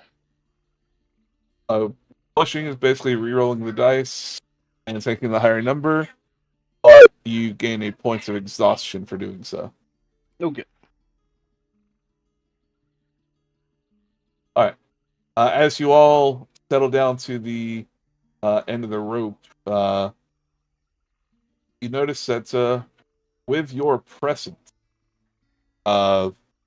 especially Mackett having gotten closest to them, some braziers magically light up. You can actually see quite well down here now. The darkness being cast aside. It smells like rot. Smells like earth, mold. Well, probably a lot of things you don't want to breathe in. But nevertheless, here you are.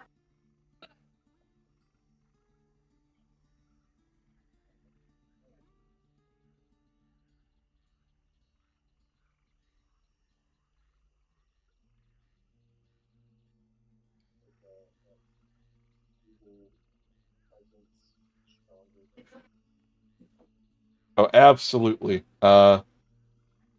Among the more magical folk in the group, you can almost taste the twisted magic within the air. Unnatural, like science and unnatural things are going on down here. Thaumaturgy. Yuck. It low key tastes like almond joys down here.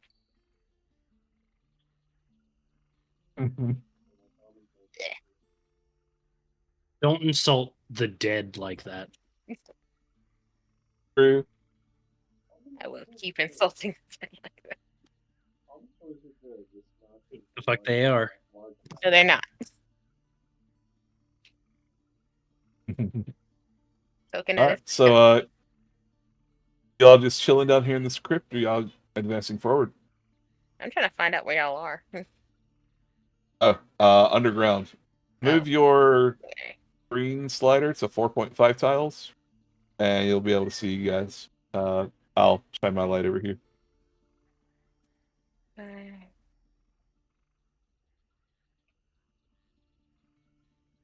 I can be your hero, babe. Sorry, I'm back. Fucking had to help Bella. Okay. You're good. Kamatha's just trying to find the group. We're outside the city in the graveyard. You're in the graveyard. If you see the angel dude next to an open grave, just move your green slider so you can see under the grave. With this hallway is? Yeah. Yeah, Found it's you. like it's like a It's super like a dick. long.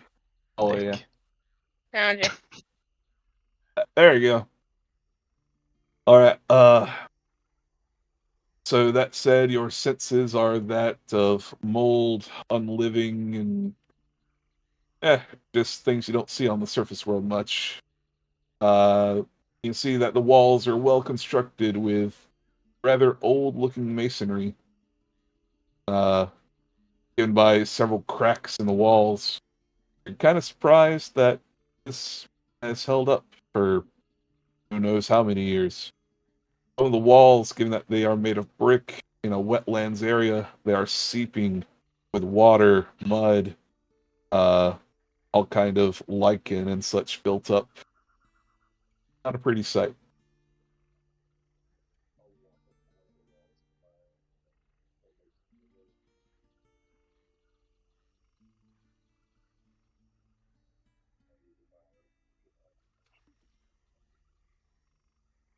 Micah walks up to the other one. What are you talking about? This place is shit.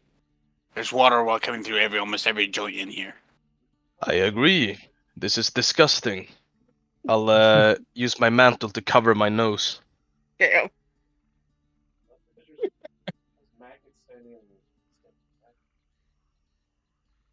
I'm behind you. There. I'm on the other wall. Yeah. Mur and Mecca, as you proceed forward ahead the rest of your party, you see more flames come to life ahead of you in small alcoves in the wall. That just randomly happen? It just seems to happen as you get closer. My crossbow is flame- immediately out. I'll remind the group. Be wary of traps here. Since this seems to be stinking of magic and thaumaturgy. Thank you, puppy. No worries, child.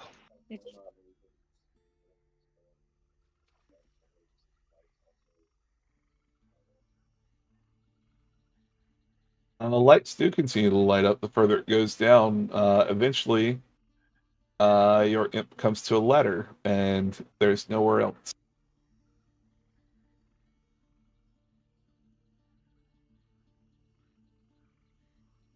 And in this archway here.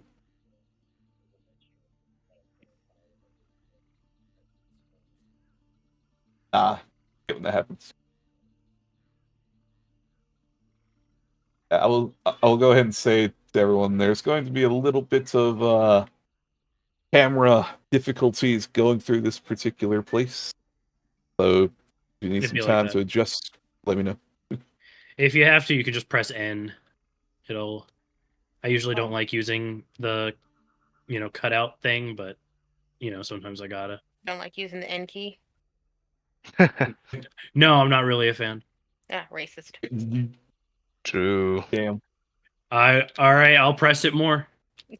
Is that the card? I'll take the card. No, nobody can have the card. All right, I moving barely along. have Not it. even me? I'm invited to the cookout and I don't even have it? Really? Yeah, no. Well, I'm from Somalia, so. Oh, half. Oh, hell no. So I'm kind of like a pirate. Yar. Where you approach the first set of lights, you see nothing shit. really magical here. It's just a very simple candle on like one of those little saucers that have like a little ring to them, so you can carry them around. Little candle holder. They're just nestled in the alcove. It does not look like the wax is burning down on them at all. I will be right back. I'm sorry. Figured.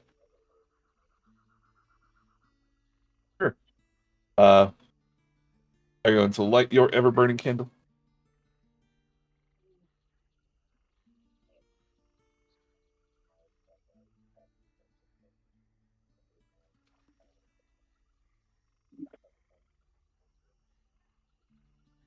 I mean, fair. They're kind of a costly item. You allow your urges to take hold and grab one?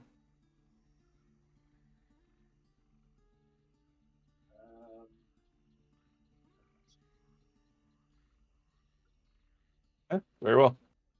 But yes, as you approach the lights, the flame flickers among the walls, kind of making it almost inviting in here. Although the cold and damp is less inviting. it does not mirror the light that comes from these candles.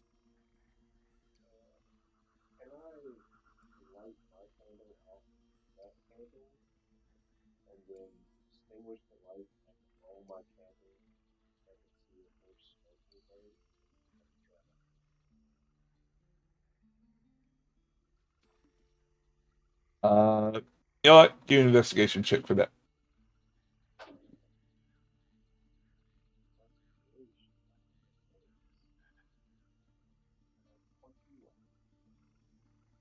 Hmm. 21.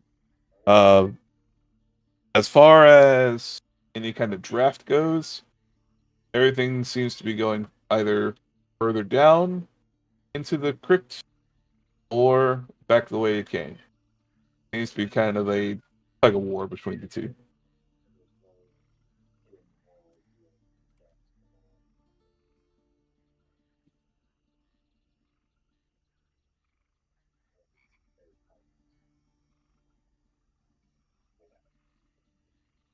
Nah, Well, this shit ain't even watertight. It ain't airtight.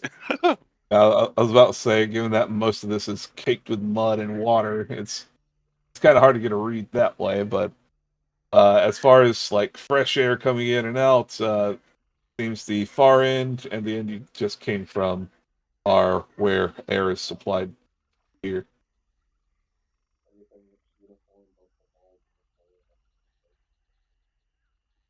Nothing around here, buddy. Or not nothing. Everything around here seems pretty normal, buddy.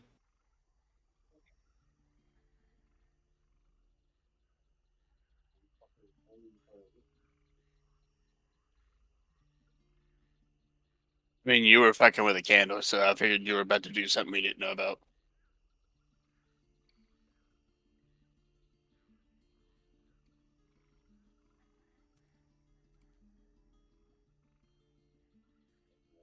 Nakia, as you advance past the candles, you hear a sudden grinding of stone. It seems to come from the very far end of the tunnel.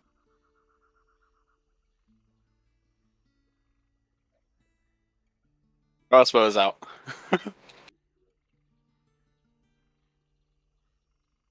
Sure, your crossbow's out. The grinding of stone soon ends, but you are met with a new sound. It is like that of like a kind of like a ticking sound. Fuck. I think we may need to go now.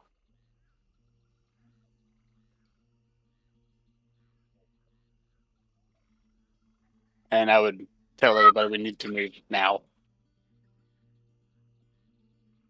The ticking sound resounds through the hallway. At this point, everyone can hear it. What friend? Yep, I'm going down the hallway. rope. So you're going down the hallway. What about the rest of you? I'm Where's following. the sound coming from? The sound is coming from the opposite end of the corridor.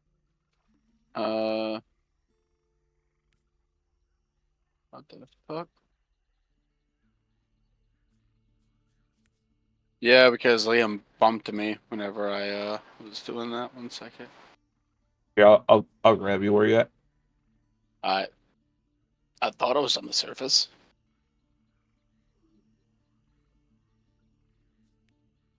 Where is that tab again?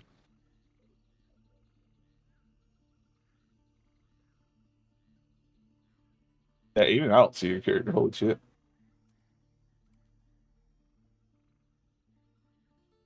How the fuck did I?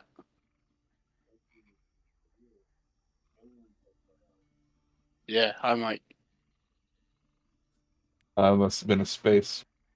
You can shift click and then shift click the spot you want to go to, and it'll teleport your character. All right. I returned. Are we down the hallway now? No, the thing's about to explode. What? What Yep, happened? there's ticking. As Mackett passed the first set of candles, there was a loud rumbling of stone, and the rumbling of stone sound was soon replaced by loud ticking. Loud The ticking? Yep. The ticking slowly gets faster and faster. So we're running, I'm assuming? Yep, like it did. Yeah, I'd head down here. Very well, Sherman. As you approach down the hallway, the ticking gets louder and louder. Mackett, you standing at the end of the hallway, you see an awning of sorts. You get a whiff of soot and ash from up this ladder, which is before you.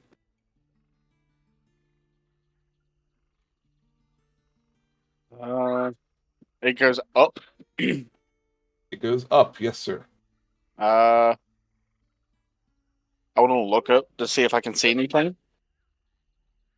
Sure. You look up and you see a small seam of light coming from what looks like maybe a crack between bricks. The ticking gets more rapid and more quick. I climb the ladder very quickly and push on the seam. Give me an athletics check, buddy. That is 14. 14. You shove what feels like a large slab of stone from underneath it. It slides out of the way and soon fits in with almost a mechanical ease, taking its pressure off of you. You poke your head up out of the hole. You realize you're in a fireplace. You look out of the fireplace and realize you are in the mayoress's office.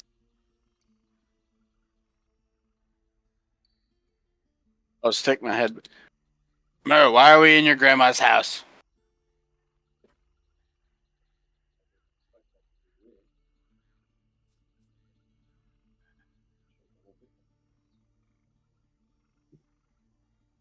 The ticking continues. It is getting to almost a rapid heartbeat type pulse. With that, I will need Mackett, Murr, Ungabunga, Sherman. Yep, just you guys. I'll need a athletics check from you as the corridor quickly floods from this end, from the ladder, filling with water, shoving you guys down the hallway. Wait, I would need to do that even though I'm at the 17. top. Yep. Like I'm outside, like in the mayoress's office. Oh. Yeah, I poked my I head thought- back down. I thought you put your head up. Okay. Anyway, I guess you don't have to. You just hear a loud, flooding water type rush. I Okay, know what you say for your athletics. not again. Rolled 17. 17. You're pretty good. You get washed halfway down the corridor to right here. Does Sherman, it what'd look you get like for the your water? I'm about to tell you. Does it look like the water is flowing like it could hit us as well? You know, Arthur Kamatha, Akal. I'll get to you guys in just a sec. I got a modded 20. Minus 20. You get washed back to roughly where Ungabunga is. Murr, athletics check. What'd you get? 14. Murr, you are washed.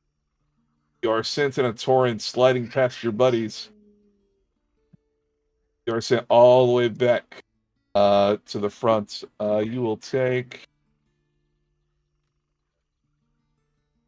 You'll take 4 bludgeon damage as you hit the stones underneath the water multiple times, being washed pretty much away, bowling through the rest of your companions. As for the rest of you guys that stayed here cautiously at the front, you get a surge of water rushing across your feet and/or snail or snake tail. See, I ain't no snail. Yeah. As I'm poking my head back down. What the fuck was that? Would he hear me if I shout water? Sure. Does the water smell, or is I it just shout normal water. The water doesn't smell it really. It just smells earthy, unclean, not pure. It's Hmm. it's like it's like that one cave back near what was it Nanai? Mhm. That's what I'd shout. It's just like the cave in Nanai. Fucking again. You kind of hear what- a very slight, like, cackle from up top of the ladder. Fuck you. All right. As you guys have the water kind of drift off, it slowly sinks, seeping through the stones below your feet. You're quite drenched. Most of you from the knee up. What are you guys doing now? The ticking has stopped at this point. I would like to climb back down and stay on the ladder. Like, my feet aren't going to touch the floor. I'm going to be like at the bottom rung of the ladder right here. Sure. And I want to look around and see if I can see where that water came from. Give me an investigation check, Mac.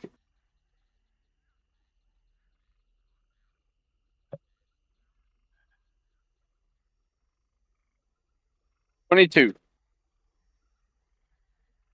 22. Looking around, you currently see no real signs of where the water came from. However, the walls are damp all the way from top to bottom on this end of the particular corridor.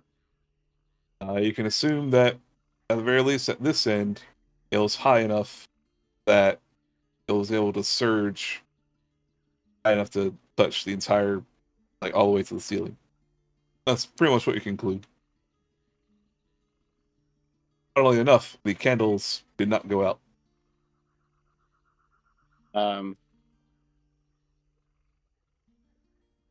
I'll shout back that way. Do you guys see anything? I mean, I'd have a look around, see if I see anything. Yeah, Not could I really do an investigation to see if I can disable potential future toilet flushing mechanisms?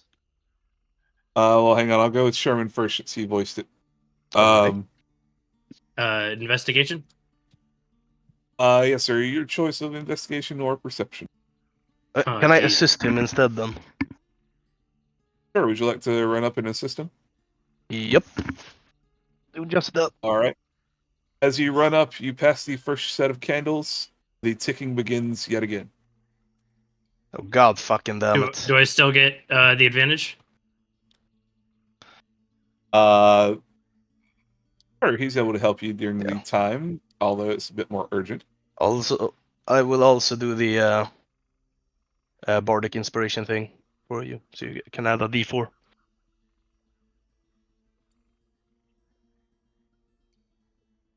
So that was that fuck, what did that say?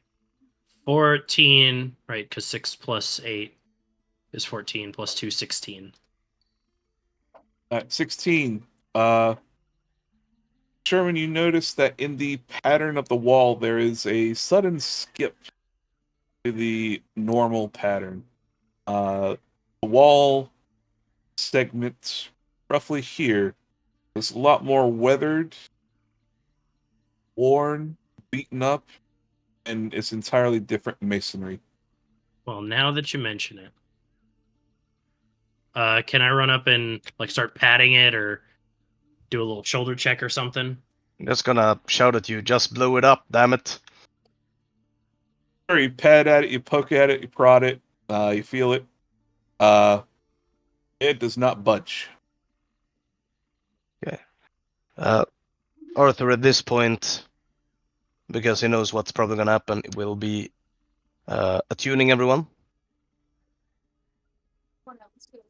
That's 7 plus 14. Yeah, that's a success. And now we're all attuned, and I'm preparing to use Song of the Fairy so that we can fly over the water if it comes again. Fair enough. I'll give each of you one action to perform before the next torrent of water. Yeah. At this point, assume that you guys are in initiative. We Mac- will start from the list on the left side of the screen. For me, it is Myrrh, Ungabunga, Mackett, then Arthur, then Sherman. Kamatha was here. I guess we're getting crashed. That is very much not the order I have, so I'll just trust you to tell me when it's my turn. Yep. Yeah, I was in there, Same. but the game crashed. Okay. It had varying heights all the way from the end towards the other end. The highest points of the water is about where Mackett was standing. We are at your turn, so you get your actions.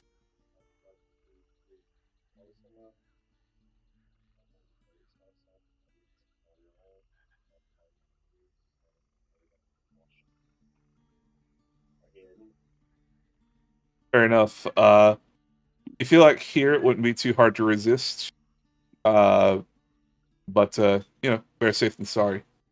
So you cling to the walls with your climbing kit. One you gotta stick up on top of like a bridge or whatever. Yeah, we have a whole. Very well, you cling onto the side, bracing for the upcoming storm. Ungabunga, it is now your turn. What would you like to do, buddy?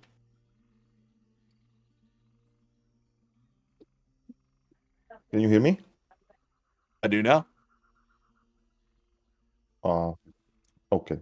I have to fucking out that. Ooh. I'll just go to the side wall, smash my sword, like try to stab it in the ground, and just brace myself. All right, very I well. will be casting Song of the Fairy so that everybody turns tiny, but we can fly. Oh,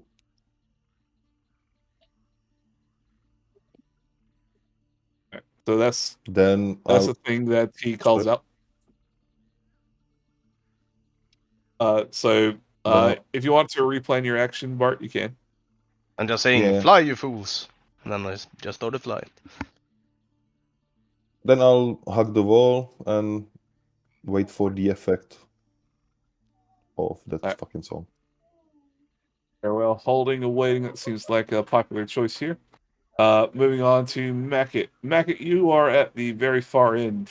Feel like it might be a bit dangerous here, buddy. I am fucking off right back up that ladder. Mackett, you scurry up the ladder like a damp rat. You find that the stone has replaced itself yet again. Do an athletics check. That is a 17. 17, it's good enough. You're able to hoist the stone back out of the way, causing its mechanism to activate where it slides back into the wall. Be able to scurry to the top of the ladder. I would like to watch to see if the water actually comes up to like that point. You can watch.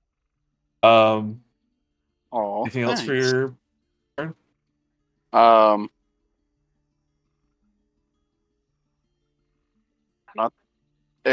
know I'm safe right here, correct? Yeah, you're safe up in the house. Okay, then yeah, I want to keep a close eye on like perhaps like where it's all coming from, basically. Like mechanisms and such. Yeah, like what's triggering this? That way, maybe I can either jam it or disarm it completely. Moving on down the line to Arthur, you're next. I know that you're doing the song. Is there anything else you're doing? Hmm.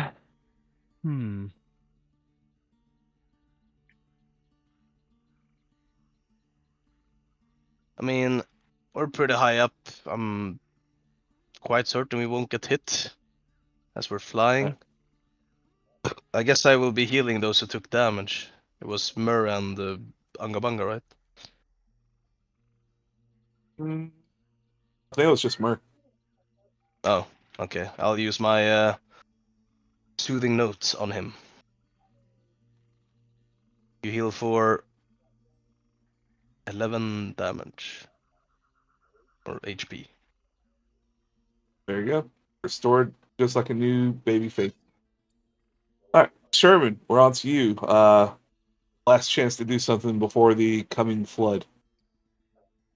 I will. Can I just like like investigate the wall or something? Sure. And then fly up above the You water. can give me your choice of perception or investigation. Well, oh yes, perception. I don't know where my die went. Damn. 14. 14. Looking around this wall, seeing where it meets the better looking, more sturdy masonry. It looks a bit strange. It looks kind of scorched, but then you also notice scorch marks on other tiles near here. Hmm. You also find that in the spot where it meets the other masonry, there are clear, kind of sliding, like grooves. Like where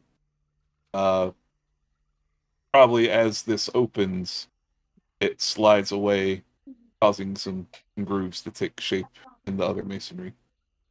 Uh, but it does look like this has been opened many, many times. You're just not quite sure how to open it. Hmm.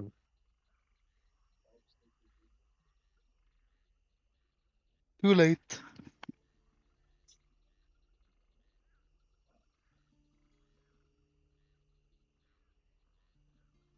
Well, with that, I'll just fly up because I didn't get much.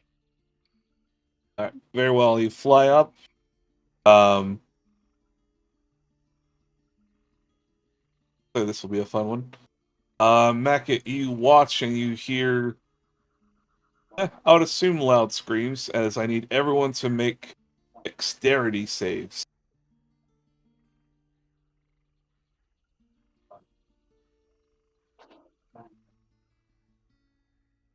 Seven. All right, 7. Saw 17. 19, okay. So 7, 19, Arthur?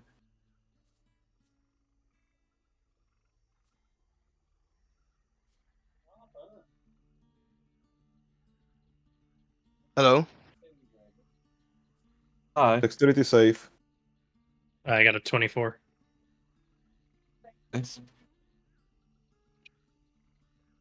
What happened? I was getting some water. Dexterity save. Dexterity save. But what happened? You don't know yet. Okay. That is a little weird, but So no water, I guess. yeah. Okay, I'm gonna use my last luck to reroll that shit. Okay. That's 19. All right. Let's see.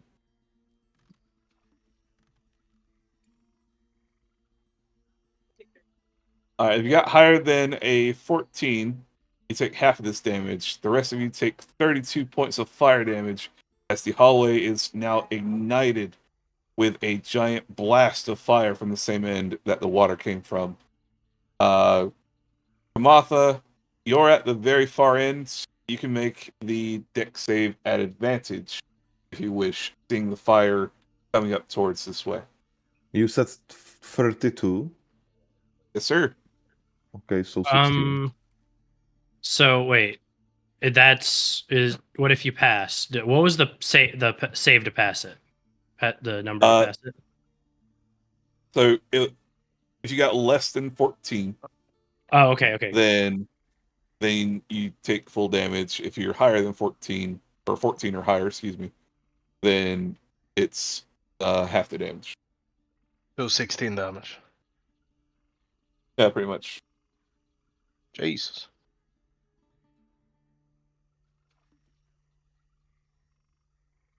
But Mac, you hear loud screams and crackling of fire as the corridor beneath you lights up.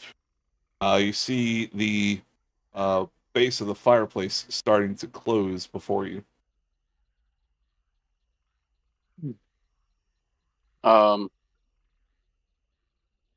With my gauntlets on, I'll make my way back down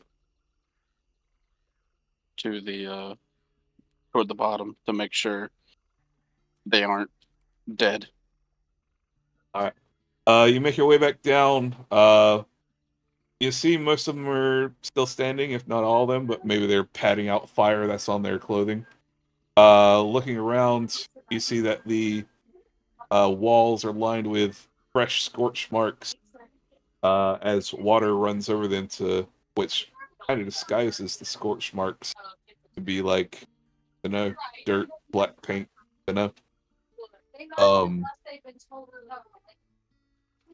You're getting the feeling that a trap is different every time that it's triggered.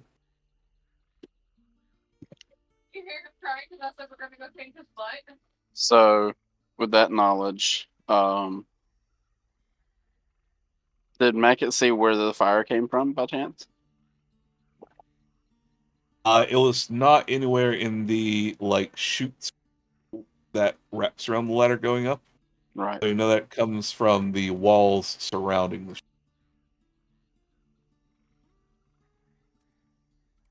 Okay.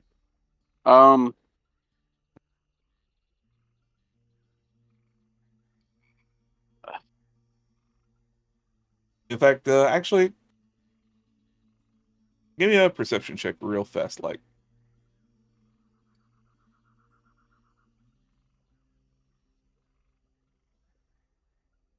I'm gonna use that portent die and make that a 10, so that's a 14.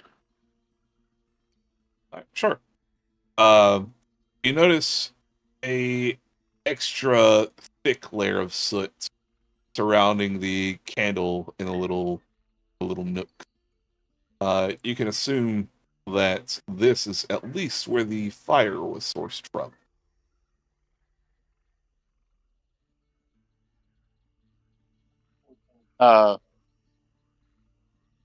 I'm gonna shout back down to everyone, and I'm gonna say, your best bet is probably just to get everyone to this side of the run, and we can be kind of safe from this. I don't know exactly where everything's coming from.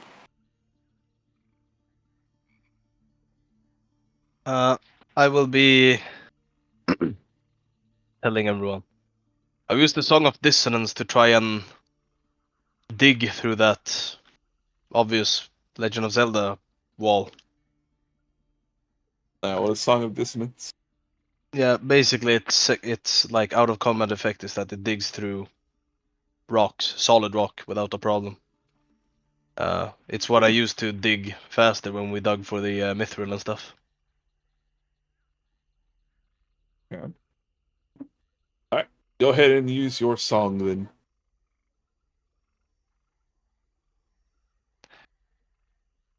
Yeah, I'll use the song on this wall in hopes of destroying it or opening it up or something. Sure. As your song radiates through this tunnel, you try with all your might, playing it close to the wall as possible. You see hairline cracks forming all through this wall. However, it does not give way. The hell? Ah, must be some magic rock. I would like to investigate this. Actually, first I will start healing everyone that took damage, which is everyone. Yeah, I desperately need it.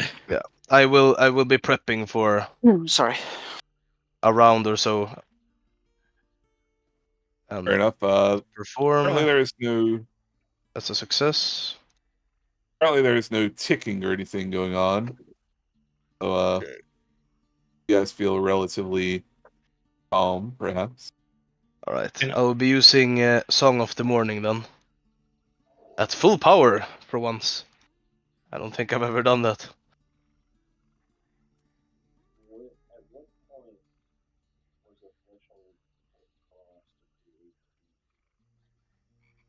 Yeah, that's what I was about to try and figure out.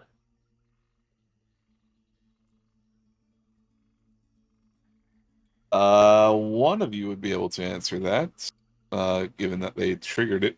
Although maybe they didn't realize they triggered it. 9 plus 5. So everybody heals for 44 damage. At my full power Song of the Morning. Nice. All right. I assume that you asked that, so it seems as though when we pass the torches, the sequence and the countdown starts once more. So do not pass the torches or the lights. The ones at the sides of the walls.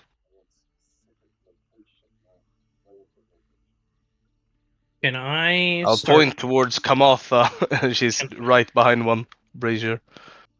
I was. Can I start checking around the ground around here? This like 3x3 area carefully, trying not to put weight on it. Sure. Yeah. I'm saying as soon as I pass this. Sure. Give me an investigation. Investigation.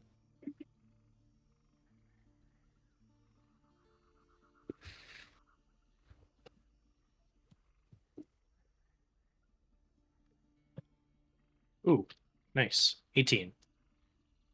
Very well. You search around the area by one of the candles. With very careful presses and nudges along the tiles, you do notice that 2 rows of tiles between the candles seem to give way under your fingers a bit. This row and this row.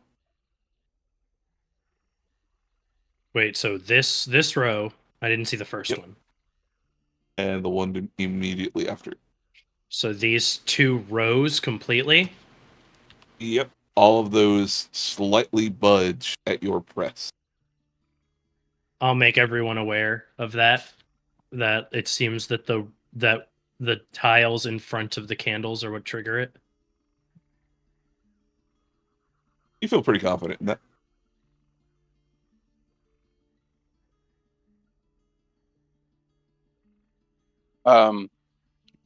I see him doing that, Jody, and I would like to check these 2 as well. Right here. I like the tiles there. Yeah. Working off of his clues, yeah, you can just automatically discover that, yeah, these are a bit loose.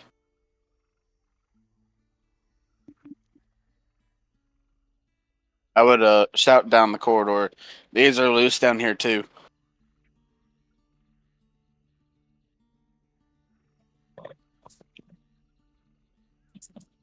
So we gotta get.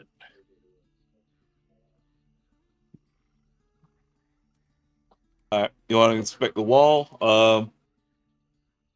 Approach the wall.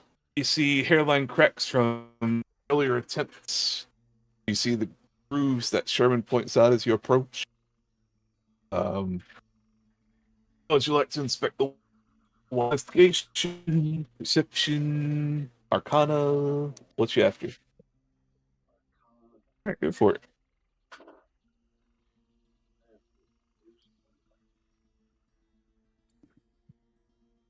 I do not detect any sort of magical presence except for a basic warding spell.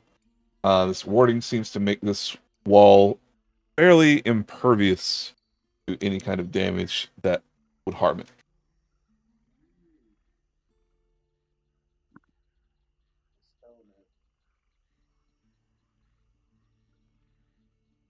All right, sure. Let's see here. Spell magic.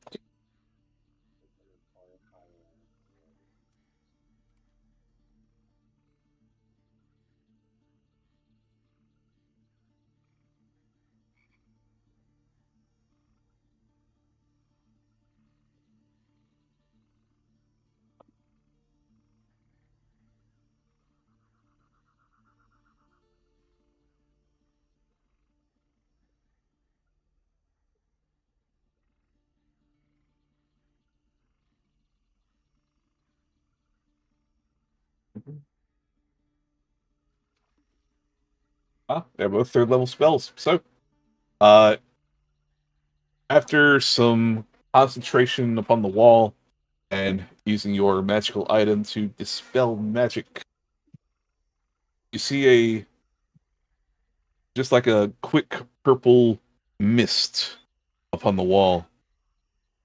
You no longer detect magic in this area. Mm-mm. That's neck noises.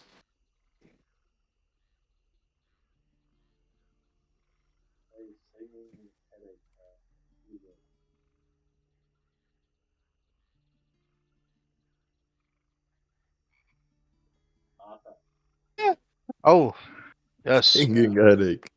Yeah. Singing what?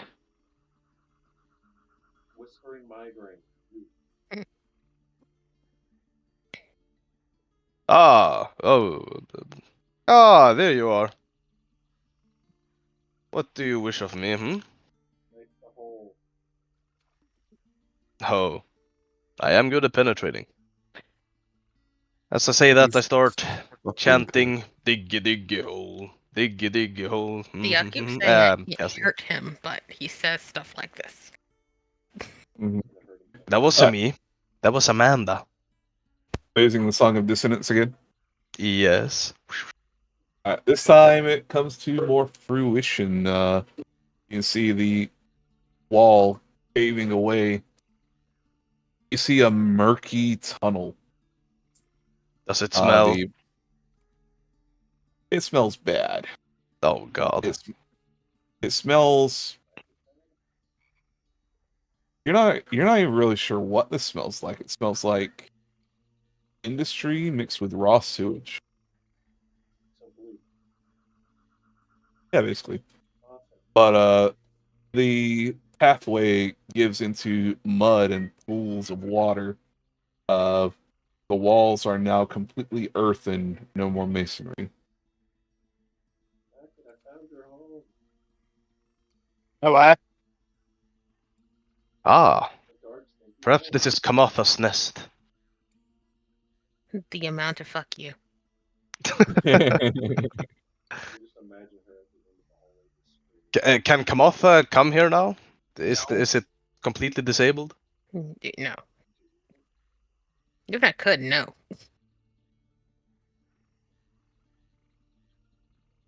Okay, so if we go Well, I there, don't know. I we can't see it. I activate don't know the what's going on. sequence. Oh yeah, I'm asking everyone else. Is it safe for her to come here now? Can I try to like fidget with it and see if I can jam it up or prevent it from working? Well, I have tiles. Yeah. Sorry, I got DC'd for a sec. What, like the tiles? Awesome. Yeah. You can give it a try. Oh. What would you have me roll? I'll say sleight of hand with disadvantage, since you're not exactly sure how this operates.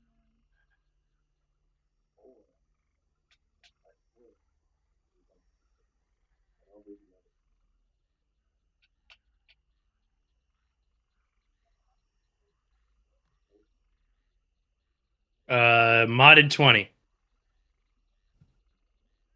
Yeah, pretty good. Uh, However, even with a modded 20, uh, first I guess I'll ask, what are you trying to use to jam it up? I was thinking maybe like trying to wedge. Do I still have pittons? Trying to wedge pittons around so that way the tiles can't actually like move. Yeah, I still have a few pittons. Like wedge some of them in places so like if the tiles can't move, they're like jammed. They're wedged so close to each other that like they can't go down. Sure. It may be a bit cruel to say this, but one success is one tile. And if I were to get like a these four, Kamath would be able to get through without a problem, no rolls, kind of thing. You could probably even just do two. Just wanted to make sure. I will attempt another tile. All right. Same deal, sir. Sleight of hand disadvantage. Yes, sir.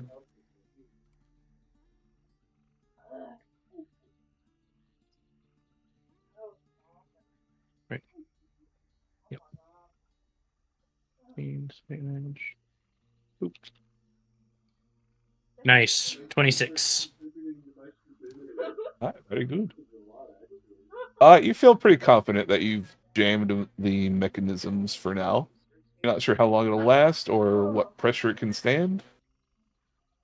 All right. I'd tell it, Gamatha, you should be able to approach now.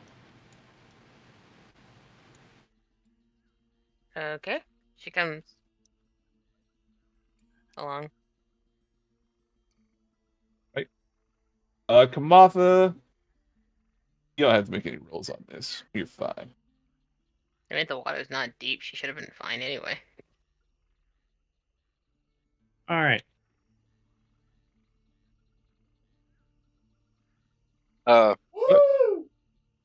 Seeing a That just leaves door is yeah, seeing a door is open. I'm gonna get me a good little running leap, jump over these two. Acrobatic check, sir. With a running jump, yeah.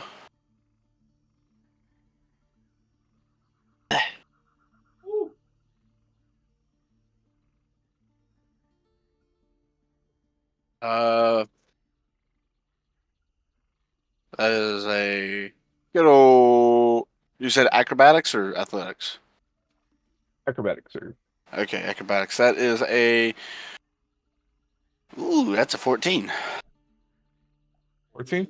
You make it across. Ooh. With a loud clang, Mechana emerges on the other side. I just gotta cross one more. Yep. I'll make my way down there. And I'll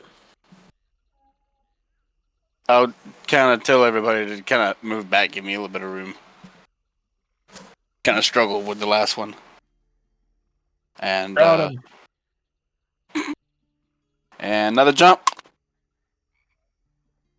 Rolled a 15. So All right, you make it across with yet another loud clang as your metal boots spark on the floor. All right.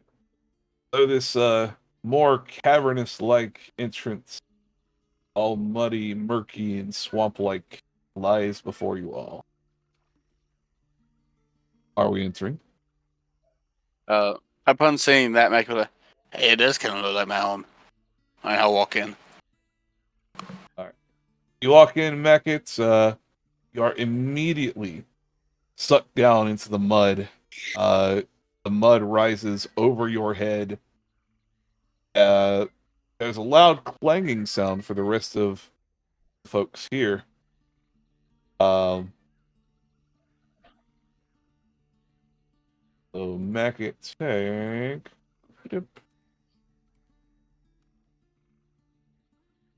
2 points of fall damage. Okay. All right, Mackett disappears under the mud. What about the rest of you? Oh no, they killed Mackett. Those bastards.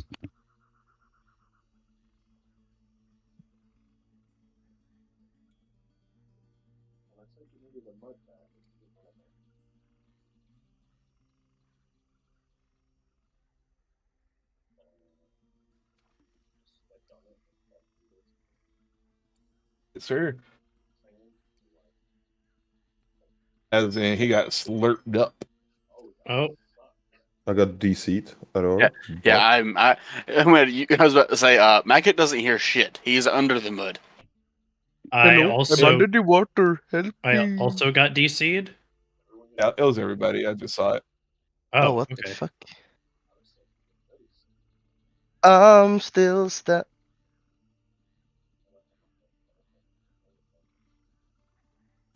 I'm still here.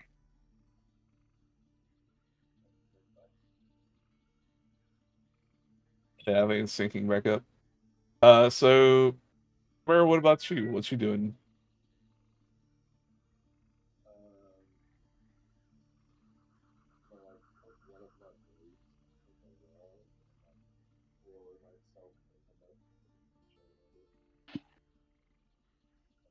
Sure.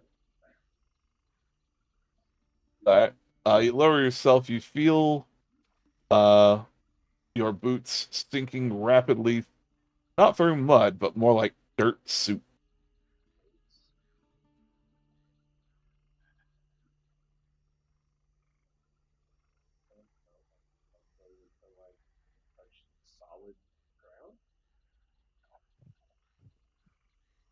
How fast are you lowering yourself down?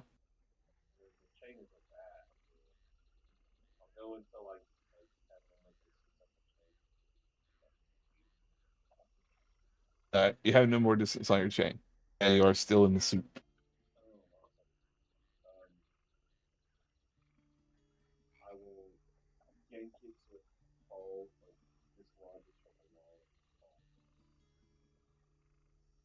All right, cool. Since you had a little less way to fall, I'm gonna say you didn't take any fall damage. As for the rest of you, however, I guess I'll ask Ungabunga. Ungabunga, you saw two of your party just jump into some mud. I'll do the fucking same. Yes, sir. All right, Ungabunga, you slide into the mud. Immediately become crashing down. Now my board's not want to load, so I will roll the IRL die. You take 2 points of fall damage, buddy. Oh no. Oh no.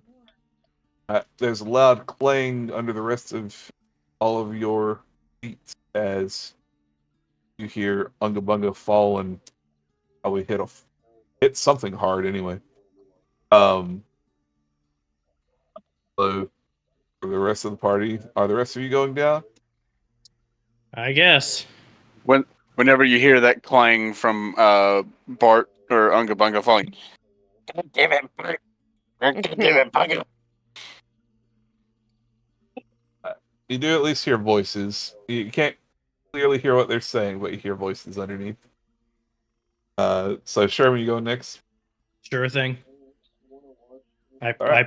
I prepare myself for in whatever way I think I can. All right. You jump on down. That is 6 points of fall damage. All right. All right. Next up, Arthur, I believe. Yep. Can I I will shout be up? using. about how far of a fall that is? Well, given that you shouted goddamn Unga Bunga and they couldn't understand you, probably not. Okay. Well, I'll I be got using. I'll be Sorry. using I the was Song gonna of say Dissonance. shout it by all means, but they probably won't hear you. But anyway, you're using Okay. Song of Dissonance. Yes, to part this disgusting mud. I really don't want to go through it. Yeah, I'm sorry, buddy, that doesn't work. What? Fucking mud. It's soup. It's water.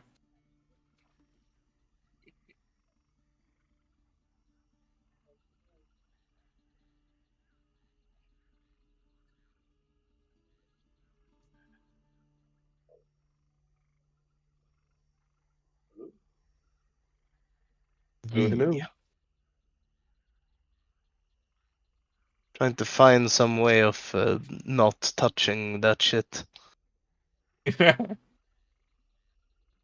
That's disgusting.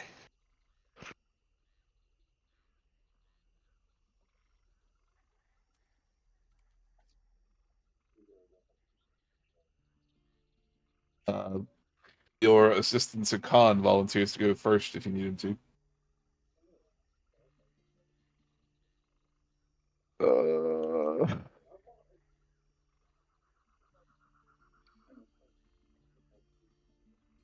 Hmm. Okay. Guess I'll try Song of the Dragon. So I get scales. So it technically doesn't touch my skin. Whatever you gotta do, buddy. I will be doing that. Ah, if only the Bagel Boy was here to see me now. And then I'll That's yeet. so that's 5 points of Together fall for damage call. for you, What? and I got to 5 bring points Janice. and 5 points of fall damage for Khan when he joins. All right. Alright. Who do we have left up there? Kamatha? Can I just levitate myself down? You can. So just be going through the soup lower, but yeah, you can. Yeah. With what spell? I put telekinesis on myself. Shit. How do you know you need to levitate? Well, based on the sound I've heard, I'm like, Are you an object, Kamatha? mean. To some people, yes. No. You can't. Human You reason. cannot telekinesis yourself. There's a joke there, isn't there? Yes, Yes. there is. Yes. I swear there's a. I'll figure it out. Give me a minute. I'm a female. Ah, female No, detector. that's Ah. not it. Yeah, Be it right is. back. Yes, sir. That's it. Barthagor's the joke. Got it. Wow. That's Bart's not fucked up. the joke. Kamatha, what you doing? From what I remember, telekinesis can only be used on objects. Well, let me see. I'm just going through the spells real quick.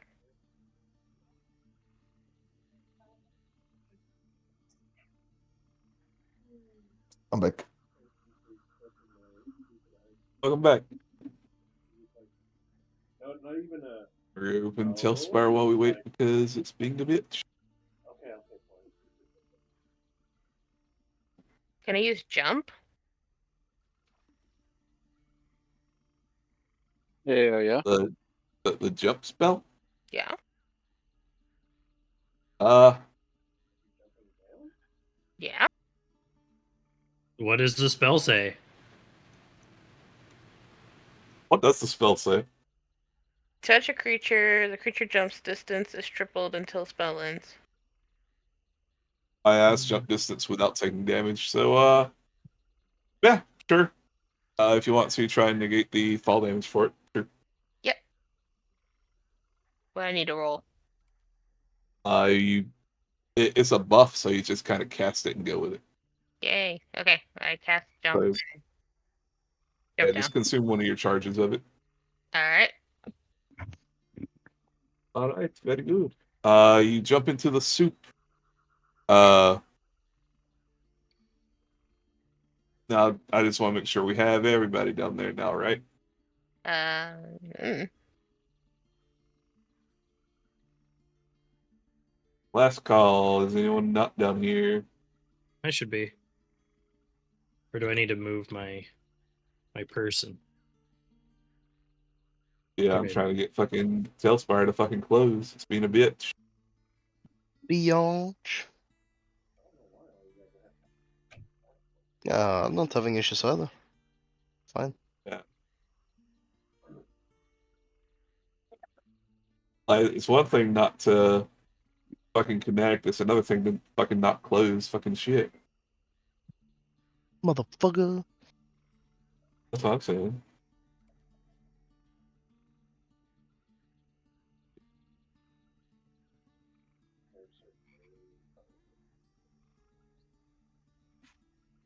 Yeah, I'll get y'all there in a sec. I finally got it closed. I had to fucking force close it.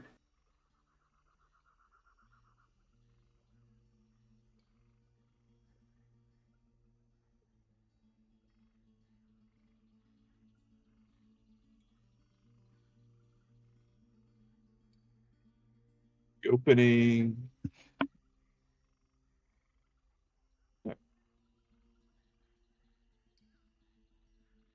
Closed out and came back in, and I'm good now.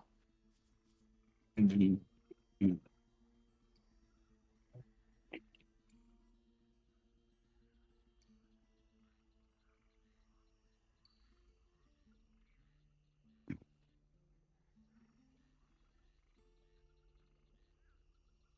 we go. I think I'm here now. Very good. Let's see. Can I move multiple of you at one time? I Look at don't this think one. so. I think you have to shift click every time. Yeah. Unfortunate. It's Let me get all you guys back to this area. And we'll just pull you up through the fucking hole. That will navigate you to your new locale.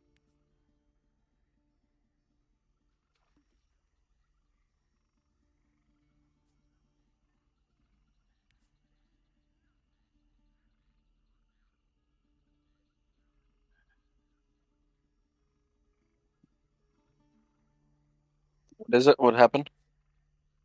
I'm pulling you guys all the way down to the end so I can pull you guys up and let you guys move to the next spot. Bring me up. Because fuck individually spawning you all in again. Alright, cool. That's very well.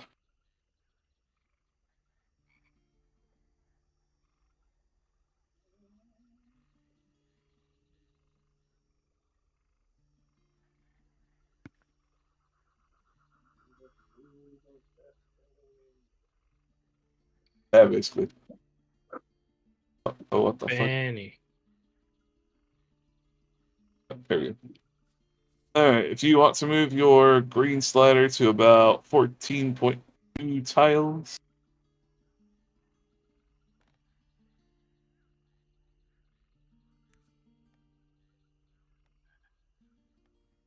You 14.2. 14.2 is a good one. Okay. Like,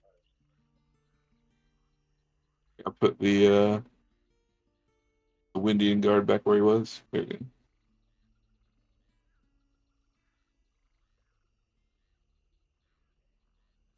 Alright, so as you all come to a rather slimy, mucky gap of air, you find yourselves hitting the base of a cavern floor. Looking around at each other, you notice you're all covered in just muck and water and dirt and mud. Ugh. Ugh. You But You would see Mecca hide in the corner from all the bodies just dropping. the borders at the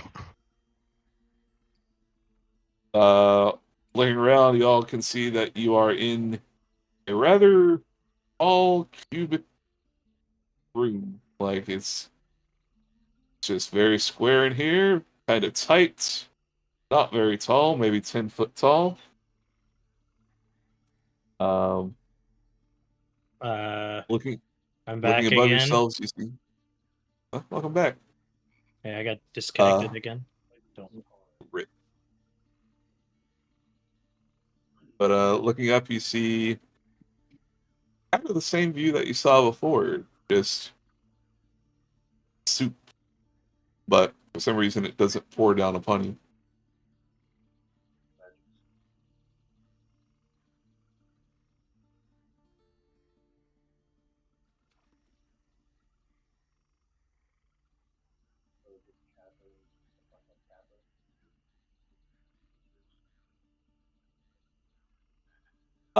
Give me a perception check.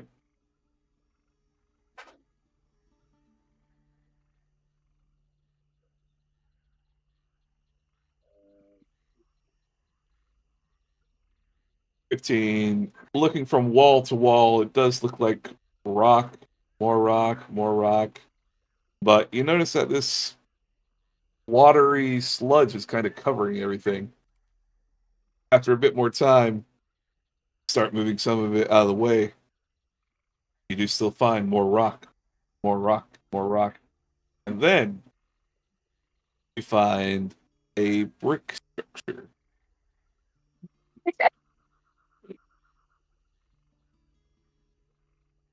This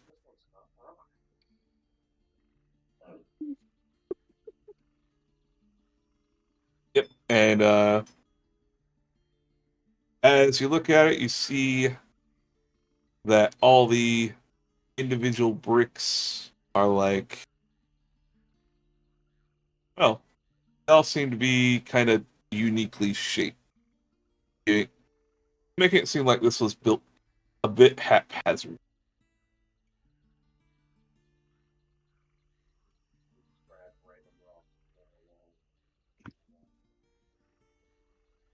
Perhaps.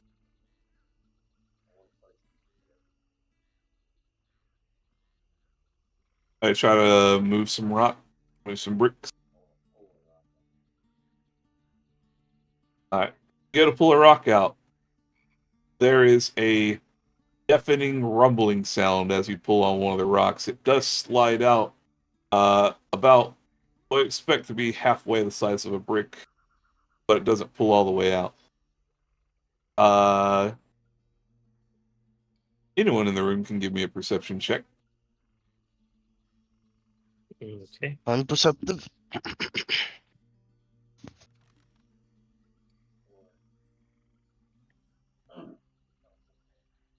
Oh my god. 18. Bart got 18 better for than I did. Rungabunga? Plus 24 from me. Alright. I'll take the first one I saw. Ungabunga, you got an 18. You notice that the walls have moved in by 1 foot, except for the brick one.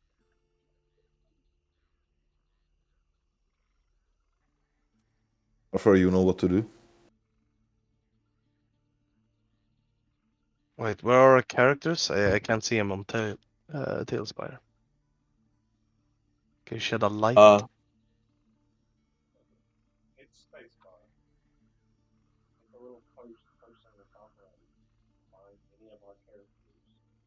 Okay, there we go.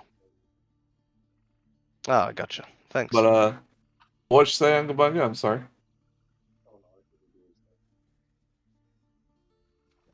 You're not Ungabunga. Through Calm the down. brick wall. I heard through the brick wall. I'm sorry.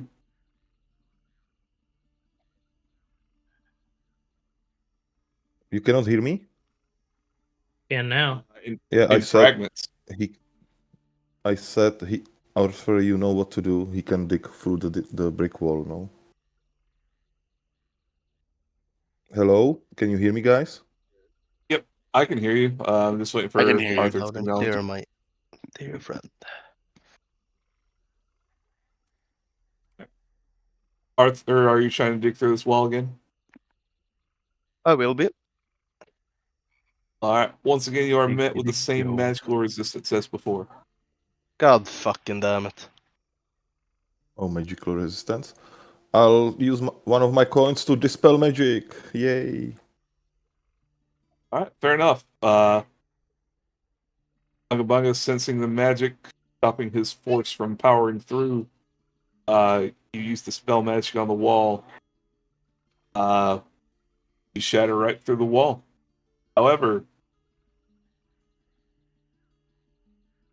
the cavern begins to collapse in, at least this part of the cavern. It's as if dispelling the magic here has stopped the stability of this particular room. Oh The shit. soup comes crashing down.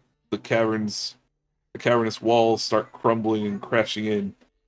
I will need all of you to give me a dexterity save as you try to make your way out of this room and into the following corridor. Yeah, I succeed. I'm pretty sure. That's a 22 from me and a 19 for Jeffrey. Oh, I mean, sorry, 9. Hakan. God damn it. 14. All right. I also I got rolled 22. 9. All right. Anyone below 14? I hear how Ungabunga is. Yep. Nah, he's 40, not 14.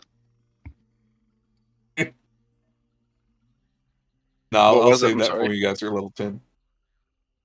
Dex save. Did you get under 14? Nope. I got over it because Maggot's a little scurry little fucker. All right. As rocks and mud come collapsing down on people, nobody got in that one, so that's okay. Nobody's actually trapped. However, 16 points of bludgeoning damage are dealt to those who failed to save, which is basically anything under Fuck. 14. You are pelted with stones and rock as you force yourself out. It's a bit hard to get out because everyone's trying to file their way through all at the same time. It's absolute chaos as everyone's trying to avoid being crushed. Maggot just slips between everybody's legs. Whoop! All right. So, from here on, guys, I'll be kind of give you a guiding hand for your green slider to kind of help you see where we are. Right now, I have mine set to 4 tiles, and I can see clearly what's ahead. Hopefully that helps you guys.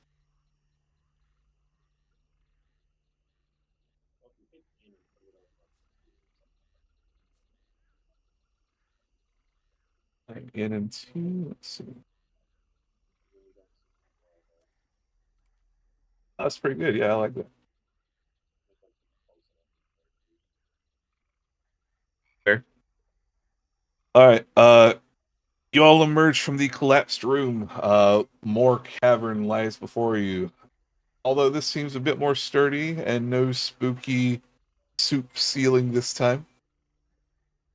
The ceiling is low, just a mere 8 foot from the ground. For some of you, maybe the tops of your helmets are scraping the walls or the ceiling, excuse me. Ahead, there looks to be yet another corridor. Should properly investigate this place, I think. Can't rely on dispelling and destroying the walls every single time. I'm sure there are procedures made here so that we could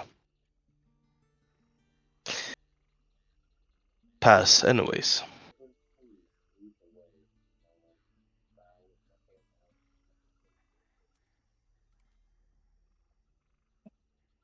Well, don't mind if I do. And I will start investigating the area. I halfway expected you to say, "Don't mind if I do." A con, if you will. Unfortunately, he's not as good at investigating as I am. He will, however, be accompanying me for safety purposes. Sir, what are you investigating and how?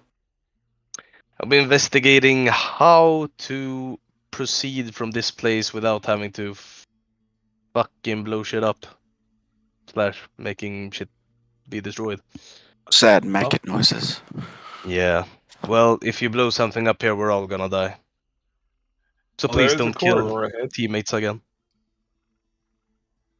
Okay, there's a I didn't corridor kill. there. I didn't kill Hmm. anybody last time. I will note there's no longer the lights of the braziers or the candles as the previous corridor. So if anyone is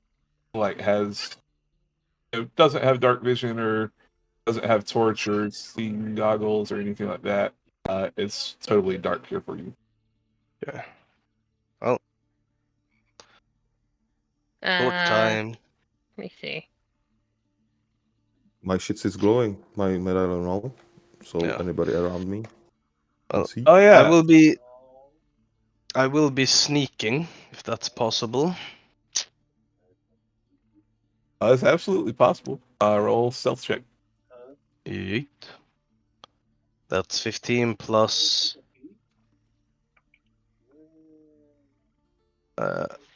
8. 23. All right. As you edge your Okay. way forward, Arthur, the hall looking quite natural. You do see something reflecting in your torchlight and Valdir's, or the medallion of Valdir that Unga wears.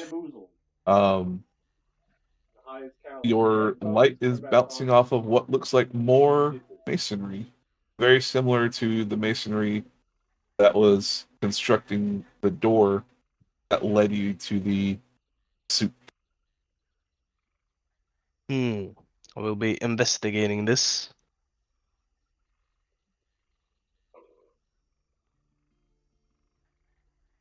All right. You make your way up, and you see that the corridor turns very sharply to the right. The gap for entry is quite narrow. You tilt your head around and peer, and well, it looks like it only gets smaller from here.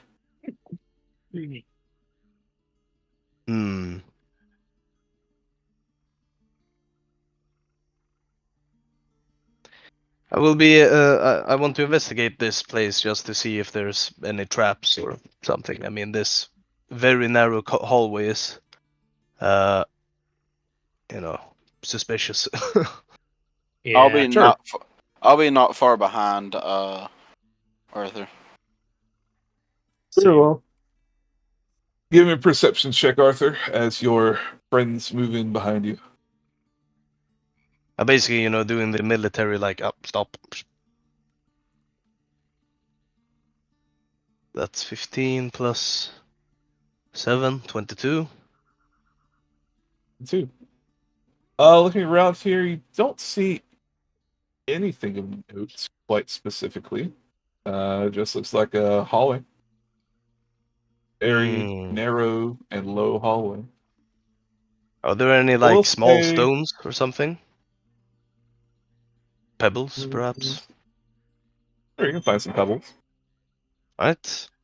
I'll try throwing them at different places. I'll throw one far away and then one a bit shorter down the hallway. Check if there's some traps, something. Sure. You guys watch Arthur as he spends about 15 minutes throwing rocks down the hallway. What? No, that's also not what he said. I just threw some pebbles. Wanted to check if there were some traps. Yeah. Okay.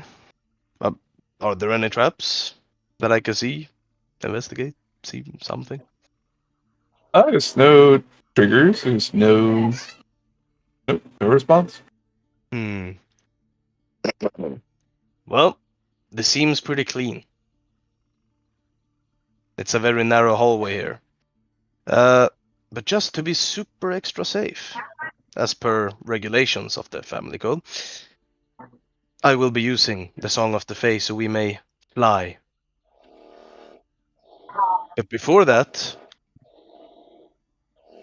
let me check here. Okay, yes. Yes, Anga will definitely not fit. We'll have to chop him up actually, and then heal him later.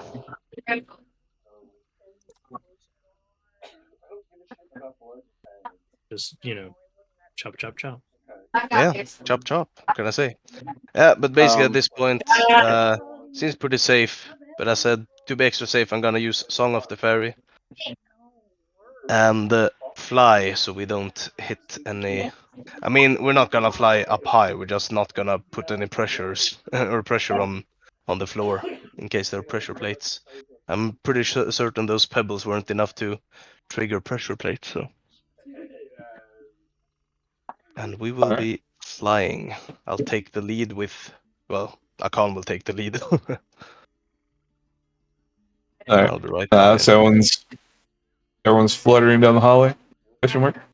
I'd be Oh, yeah. pretty careful still, like moving Yeah, I wouldn't really touch the slowly. walls either if I didn't bump into it by mistake. Does this kind of remind me of home a little bit, Jody? Home? Yeah. Hmm. Like the narrow passageways and all. Yeah, I suppose it could. Just the mason work is a lot different. Yeah, I would kind of as I'm going down, just thinking and like thinking about what could possibly be here. I guess. Is he cutting out for anyone else, or is it me? Oh fuck! Yep, there goes my connection. Fuck. Oh, rip.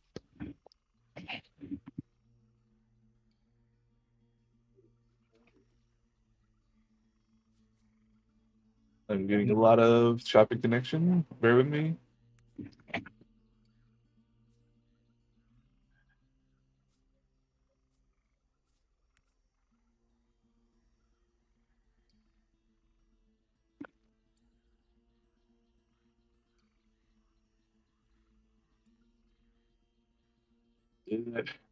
Stuck on waiting to begin.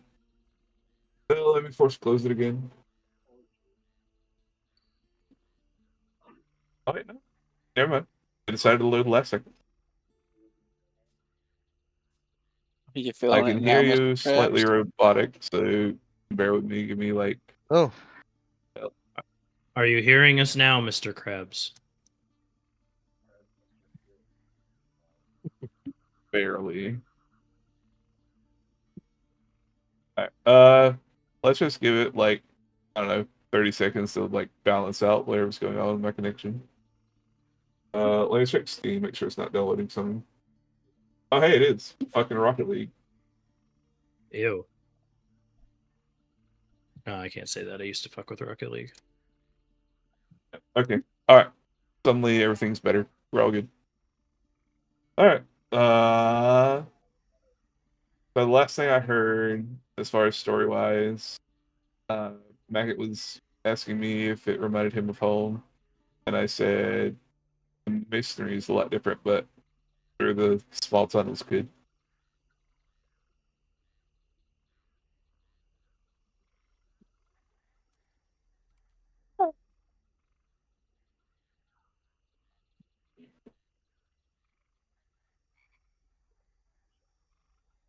Maggot, or am I decent? Am I dead? Am I dead? I I can hear hear you. you. Hey. Rat. Rat. Maybe it's the Discord server. Maybe you can change which server it's using. I think it's just AFK.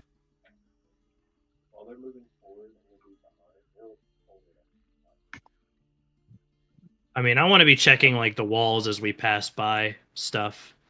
I'd rather not get caught up in another trap because we weren't paying attention. Fair enough. Let's see.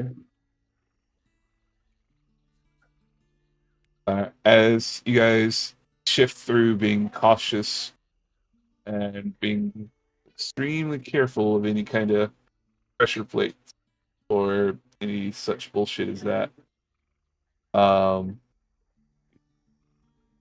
Arthur, it's about where you're at that you Ruh-roh. notice the ground changes drastically. Like, first the walls changed as y'all were going through to this weird masonry. Now the ground is sturdy stone slab.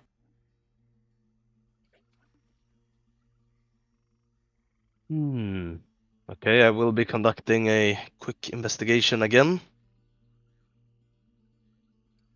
Alright, sure. Go ahead and roll it.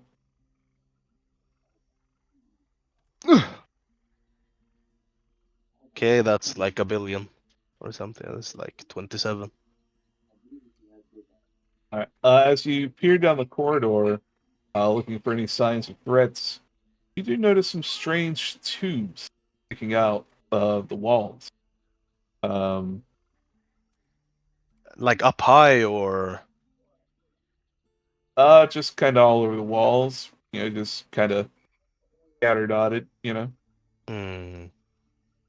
Guess I'll have to ask Little Green. Little Green, Ah, what are these things? You might know. This seems like your kind of expertise. how way? Check it out, and I'll gesture for you to come beside me, and I point at the pipes. What are those pipe thingies? Type thingies. Uh, would I know what they are? Well,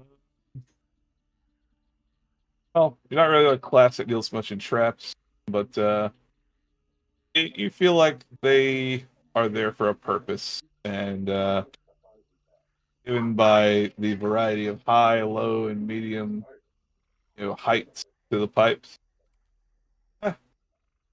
it could be something to ward off intruders. I don't know exactly what they are, but I probably wouldn't fucking touch them.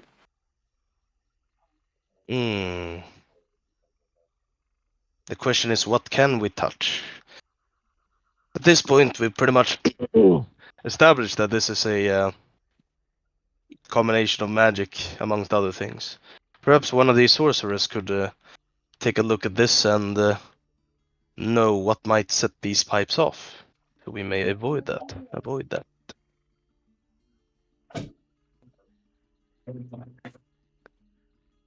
I'll turn around and look at Mur and Kamatha.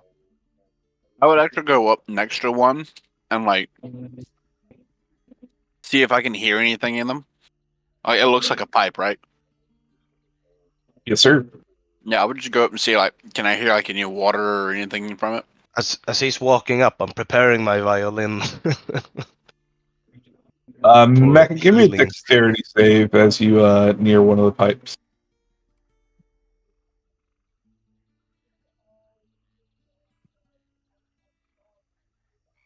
That is a 21. All right, good. You feel one of the tiles on the ground immediately starting to give way under your foot. You flap your little fairy wings to raise you off of it real quick, before it fully depresses.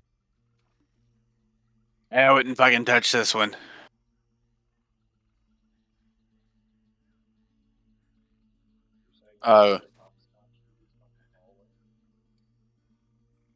Then we would just have to fly.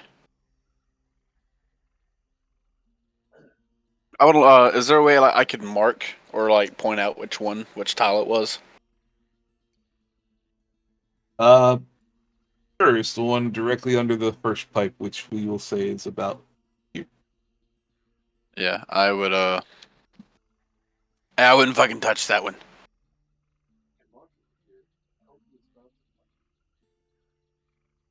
I'm good. I would like break off a little piece of charcoal that I have, I'd use for like writing, and drop it on there. Do we know what set off that pipe, though? I don't think I actually set it off. I think I managed to actually not set it off. Hmm.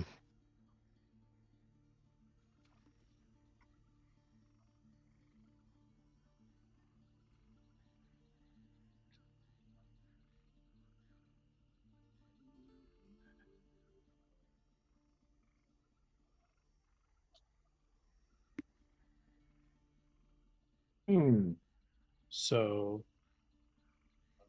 How does Kamatha's teleport work?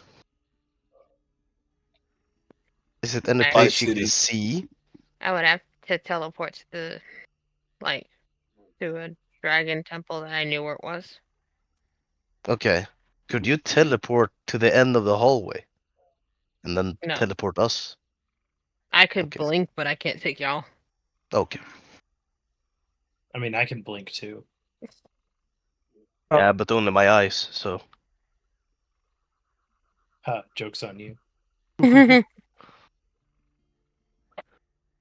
All right, so what are you doing, guys? Oh, we have to find some way of crossing without. I'll flap my Killing little ourselves. fairy wings and not touch a pipe and not touch the floor. Yep. I will be using the Song of the Fae then, continuously. To make us just be able to fly again. Very well. I'll need a dex save from all of you as you proceed through. You can make it at advantage. Okay. Advantage. 6 plus 4, 10 16. plus All right. 8. That's 18. And then for our boy. Oh, God. Yeah, I call him the Nat 1. All right. 18 for me. 21. Oh, wait. It was 21. advantage, right? Yes. Advantage, yes. Oh, God. Nice. Okay, that's a 16 plus. What's his dex? 3. So 21. Oh, no, 19. Alright. 19. I'll be back. So anybody got 15 or lower? Don't think so. Nope. All right, cool. You guys make it through here eerily peacefully. As the mason work turns from strange, ancient-looking walls and rather newly made slabs to small staircase leading up.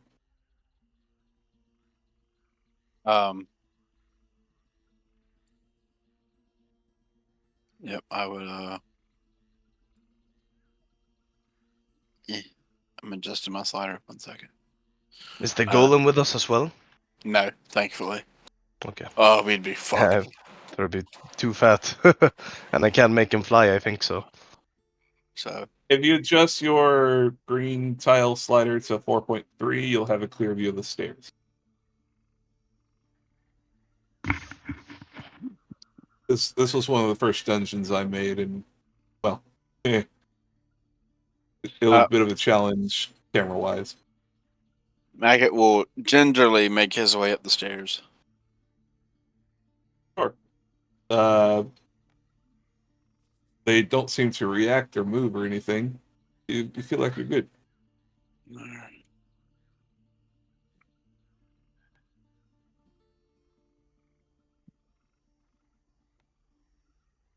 All right. So as you lot make it up the stairs, I'll say as you go up the stairs, make sure to slide your slider to 6.8. That will help you when you're at roughly where Mackett is.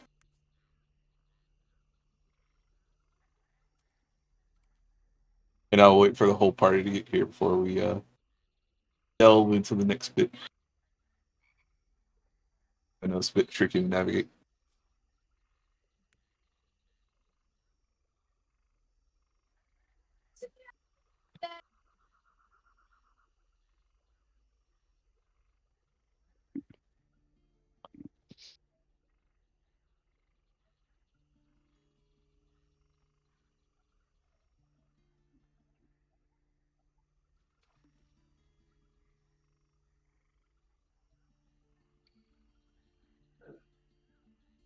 I guess coming upstairs or what? I will be Oh no, you're up. stealthily moving upstairs. Yes. Obviously, if you're up here, I'm not like I don't mean you. Oh, okay.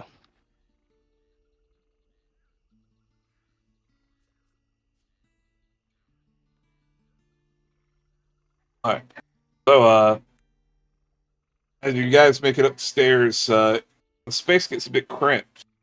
It seems to all centralize around what looks like a weirdly round-shaped door.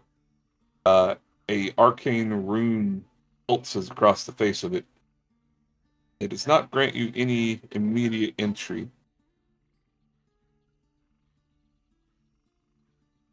Okay. I'll be looking towards Mur and Kamatha.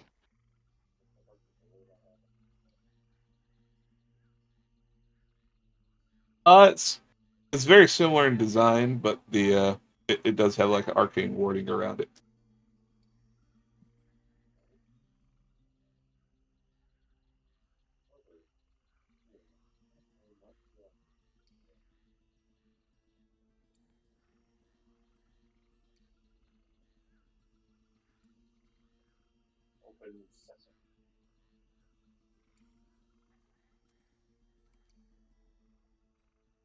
All right, your words seem to fall upon stone and nothing else.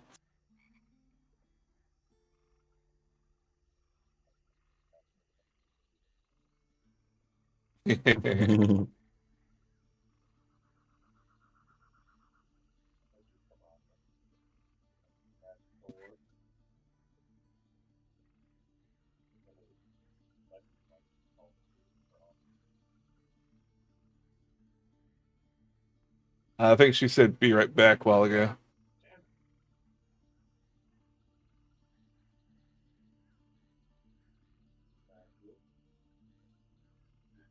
Ah. Define murdering a door.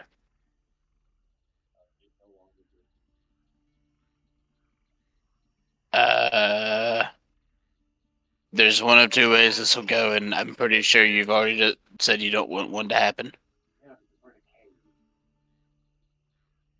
So the only other thing that I have is a less volatile explosion.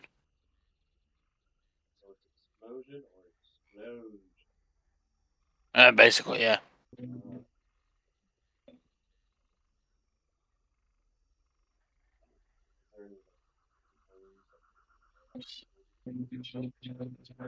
Not really, but give me a perception check as you examine the door. Yeah, would I be able to examine the door as well, Jody? Or you can both examine the door. It's fine. Yep. Right, so 18 for Murr. And what am I using? Just investigation? Perception. Perception? Ooh, this is gonna be good. I just rolled a 17. 20. All right. So between the pair of you, you look over this door. You notice that some of this doesn't look quite right. There's kind of a weird dew across the door. It seems to kind of shroud some of the design that's on the door itself.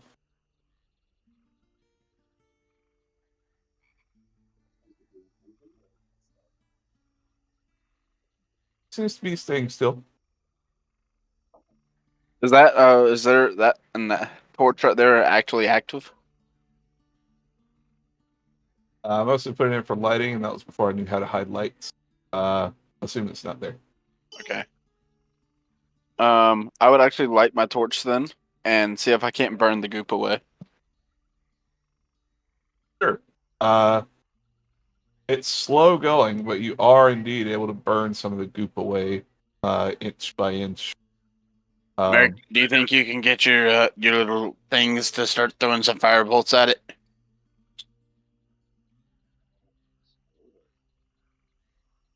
I mean, I'm talking about the goop. That way we can actually get a clear look at this thing.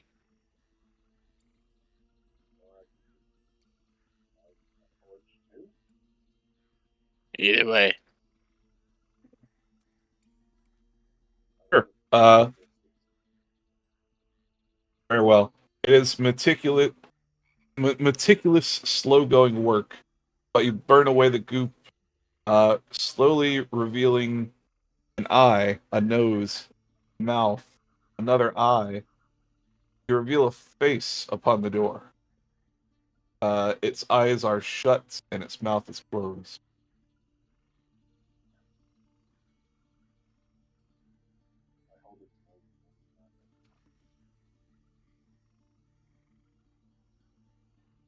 Alright. You touch the nose. Oh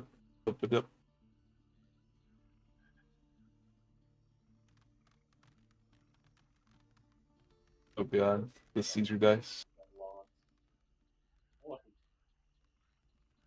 You say, oh god, I want to catch it. No. Ah. What the fuck? Hey, yeah, let me delete that. There you go. I'm just gonna roll an IRL dice.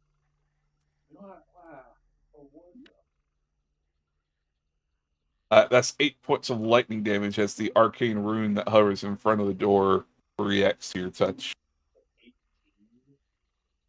8. 8.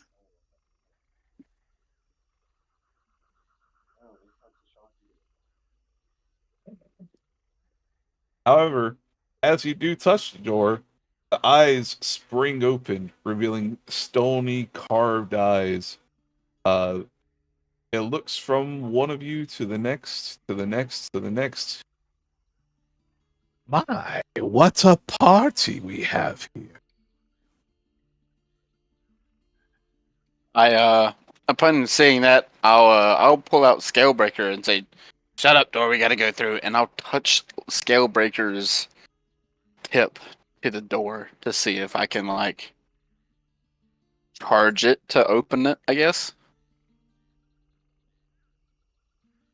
Touching a metal blade, a lightning rune. I mean, it's already like electric, so yeah. It 10 points of wouldn't. lightning damage back at Okay. Okay.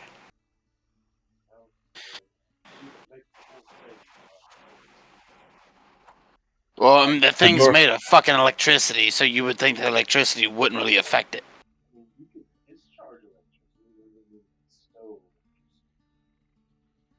Yeah, The as a door matter of gives fact, a that is brief. exactly what that means, though. The door gives a brief cackle as Maggot gets shocked. Oh, you lot are fun.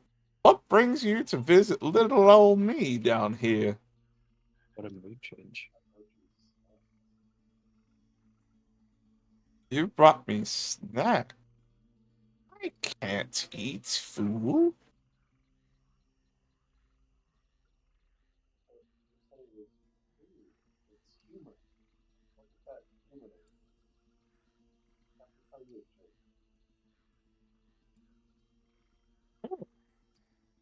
I've never heard a joke before.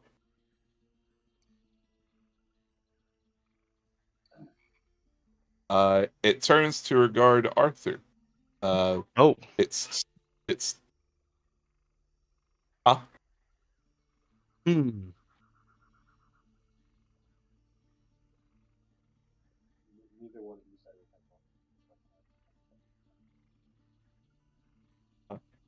Ah, hello there. Would you like to hear a joke? well, I've never heard one before, so it's my first time. Uh, so so go on, I suppose. Hmm. I'll grab a piece of cloth and I'll lay it in front of the door so it kind of looks like a doormat.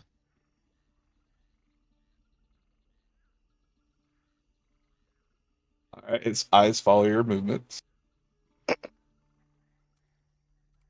Who is the guy at your front door with no legs and no arms? And I'll ask. I'll basically wait for him to, respond to that.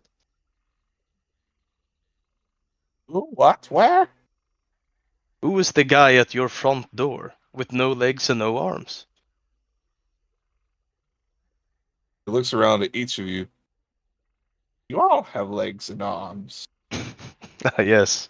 Then I'll point towards the piece of cloth in front, which is supposed to be the mat. Matt! Matt? Jesus. Yes. I'll do performance. I'll try to butter the door up. Minus DKP. Can I do the performance? Or I mean persuasion. Excuse me. Sure, do it at disadvantage because it's not really understanding you. Okay, I'll do. Okay. Okay. Just 8 plus 3. 11 plus 8. So 19. What's a cute 19. door called? Adorable. It looks at Well. you with its mouth kind of agape and its eyes confused. Is this the part where I'm supposed to laugh? Hey, I rolled a 19. That's not bad at all. You're trying to teach a door humor when it has no idea what it is. Oh. Why did it say is this the part I'm supposed to? Okay, how the fuck do we get in?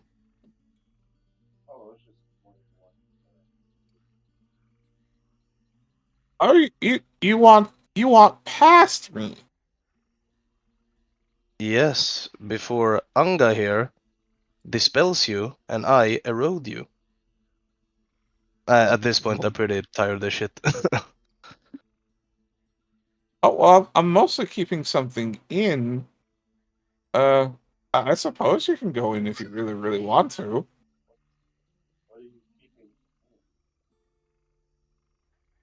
Well, obviously, his fucking laugh. It stops and thinks for a moment. I can't really remember.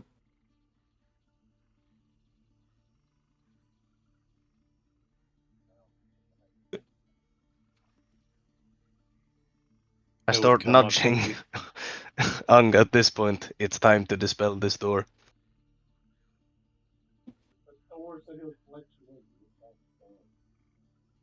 Yeah, and I have only one Well, what if charge left. he locks us in there? With whatever is inside there. I'm just trying to make an excuse to kill this door.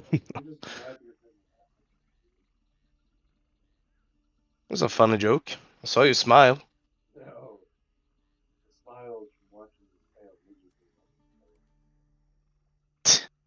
Okay. I don't see you opening it. You're afraid of some static electricity.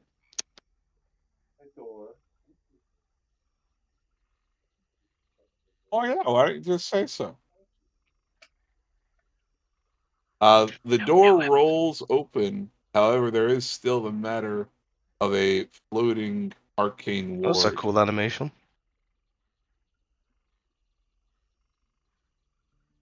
Like an orb. The orb is the ward is still there. Yes. Dispel that shit. Even after I triggered it? Yes, it's still there. It just floats there quietly, just sparkling with a bright blue.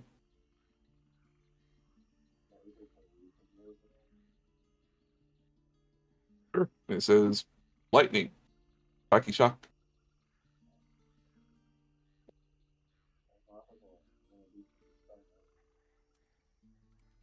No, I have only one charge left. Mhm. I'll tap Arthur on the leg. Just be ready to fucking heal me. That last one kind of fucking hurt a little bit. And I'll walk through the door. All right. You said dispel magic mirror. You dispel magic as Mackin is walking through. Uh, But yeah, no, definitely. sorry, my fucking internet cut out. You cast a spell magic as Mackett is walking through the door. You see the rune light up, ready to shock Mackett to the probably limits of his life before vanishing.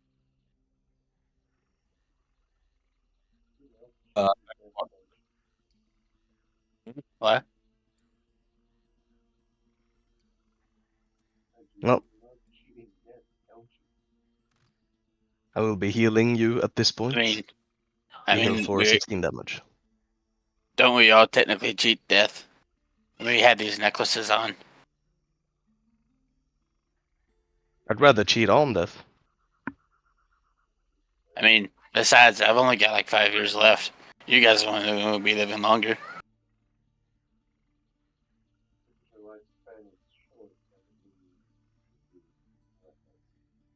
Hey, that's not the only thing that's short.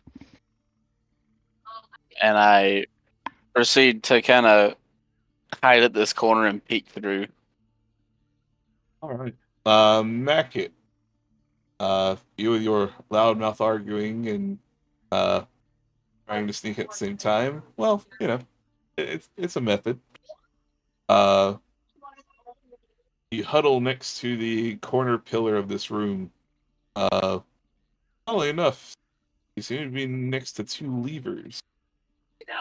Appearing around the corner, you see weird, wiggly structures, kind of spiky. There's several small ones around the room and several large ones next to, well, it looks like some sort of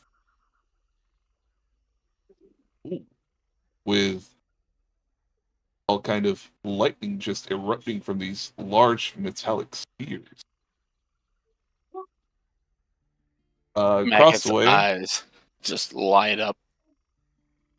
Oh yeah. I'm back. Welcome back.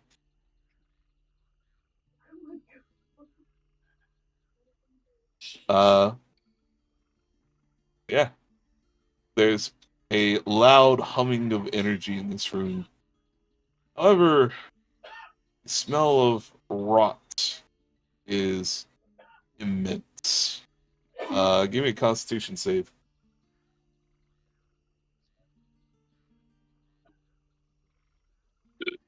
Yep. Nope. That's a 8. Nope. 7. All right. Mackett, you lean on the corner pillar for support as you start retching, spilling your guts across the floor.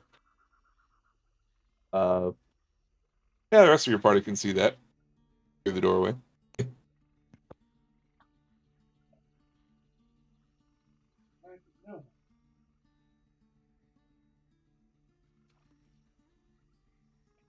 Mackett kind of falls back a little bit. Oh, that's bad. That's really bad. Little green. And I'll walk through the door so I can get a good sight. Or good look at him. Where the hell's my guy? Yeah, but As- where is Akan? Where's Akan? Khan? But there. Ah, there he is. Cannot see him. There we go, there we go. Don't worry, little green. I'll help you. Akan, Yeah. go bring him here. He'll carefully make his way towards you. And then he'll grab you and drag you here. Oh, And I'll as do as some soothing notes on you Uh. again. as he gets brought back. I don't know what it is. There's some kind of machine. A lot of lightning. Fool Boy, Mackett, does one, it not fucking feel good. shame on you. Shock me twice. Shame on me. Mackett, you are Oh, considered sickened at this point. You suffer a -2 to your future attack rolls.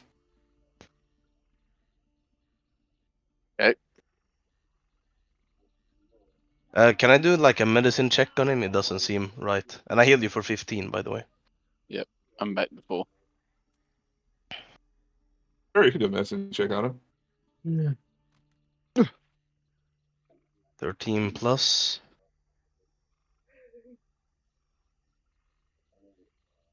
Five, so that's 18. He got really nauseous and threw up. Something smells awful over there, apparently. I'll Okay. also make my way in. All right. Welcome to the room, Sherman. I'll hand my torch to Akan, and I'll say, throw the torch into the room if you don't mind. Alright then. Where do you want it, little green? Just in Right, the sorry. room. Back. Anywhere you'll see. Okay, I'll throw it like over here. I throw the torch. Ah! It lands near one of the smaller wiggly things.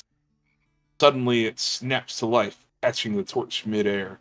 It swings the torch around rampantly, and then smashing it into the ground until it is nothing but smolders and splinters.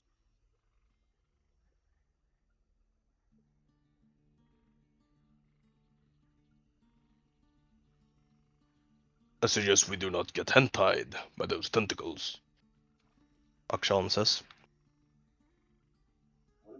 Let me conduct an experiment here.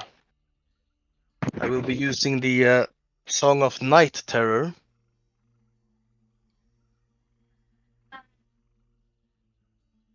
To produce a aura of darkness.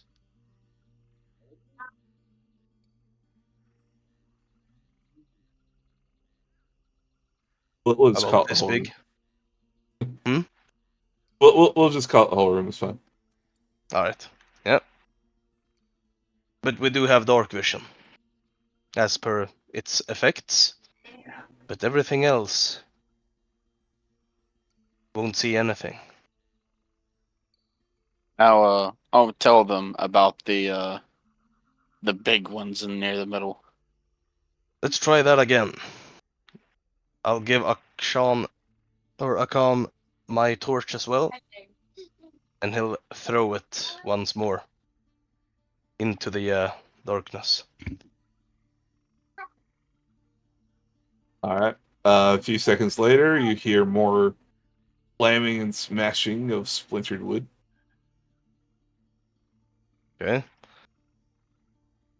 Try this. I'll use one of the pebbles I gathered, Arthur, and just throw it there. Anyone got any acid or some DOTs? All right. Let's I mean, you have some BOMBS. Yeah, but I don't want to use those yet. At least not many of them. But I guess I could. the 17 hit a con. Nope. All right. Suddenly a pebble comes whizzing out of the darkness and narrowly misses a con's face. You know, I don't feel like throwing a bomb in there right now, Maggot. I'm gonna be Did I real. hear it land on the ground though? You don't recall hearing. You don't recall hearing it hit the ground. Yeah, I don't Okay. feel like throwing anything in there. They don't seem to be reacting to sight, nor vibrations, nor anything. But they just seem to know.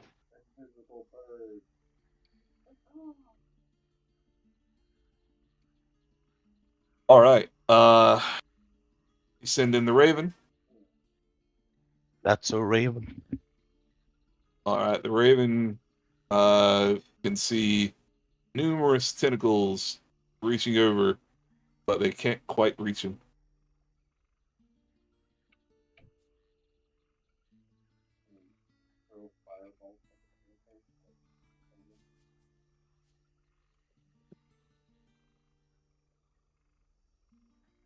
Sure.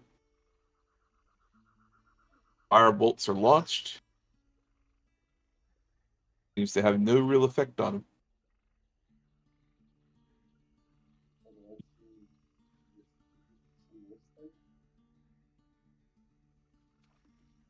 What, the Raven? Yeah.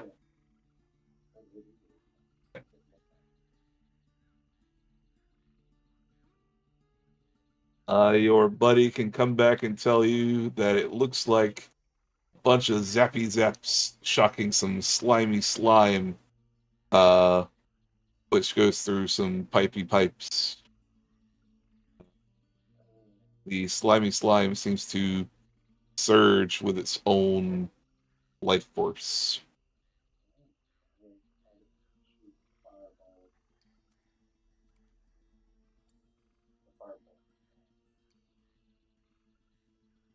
All right.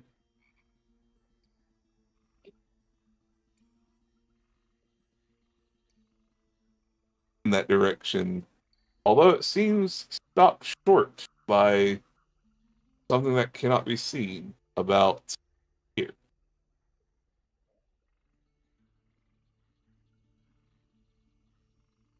It can't be seen even though we have dark vision. That's correct. I would tell everybody, how about a lot of us get out of the room and then we pull one of those levers and see what happens. Ow. All right. That's mean. Wait, Mean. who is going to pull the lever? Hug. The bird?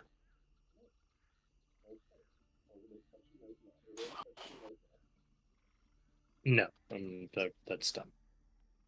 Don't be mean. Is Anga gonna do it?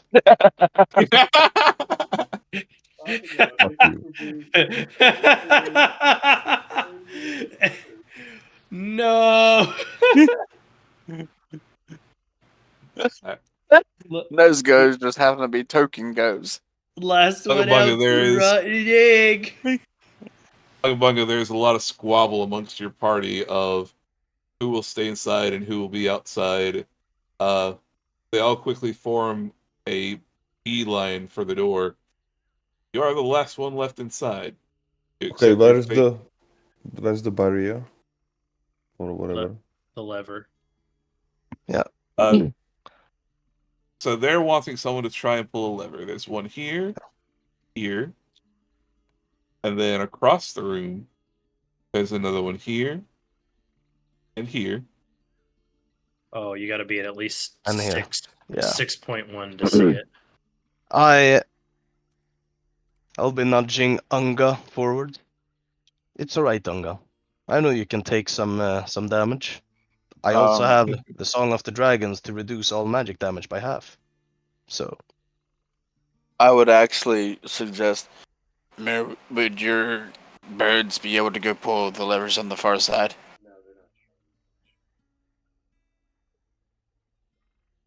So the barrier is at these two first levers. Barrier? The magic barrier is like over here where the fireball stopped. Oh, It basically circles the area where the tentacles reside. okay. Well, from my experience, I could destroy a barrier as a Valdir. So I'll try that. Pull levers. you could try pulling the barrier was- lever first, though. Which barrier was that in the past?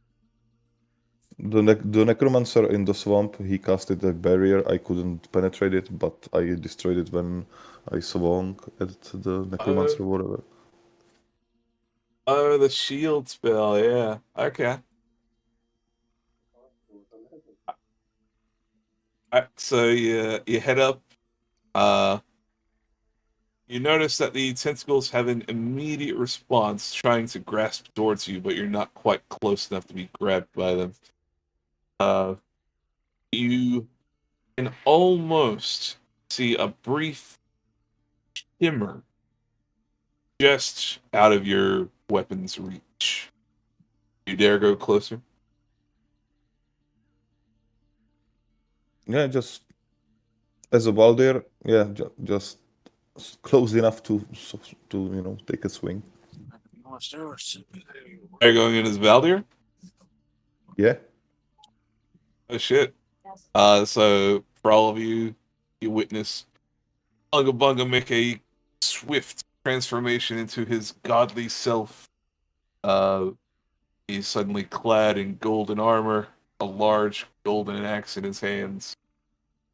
He steps forward with might. Uh, I want to use It's a narwhal.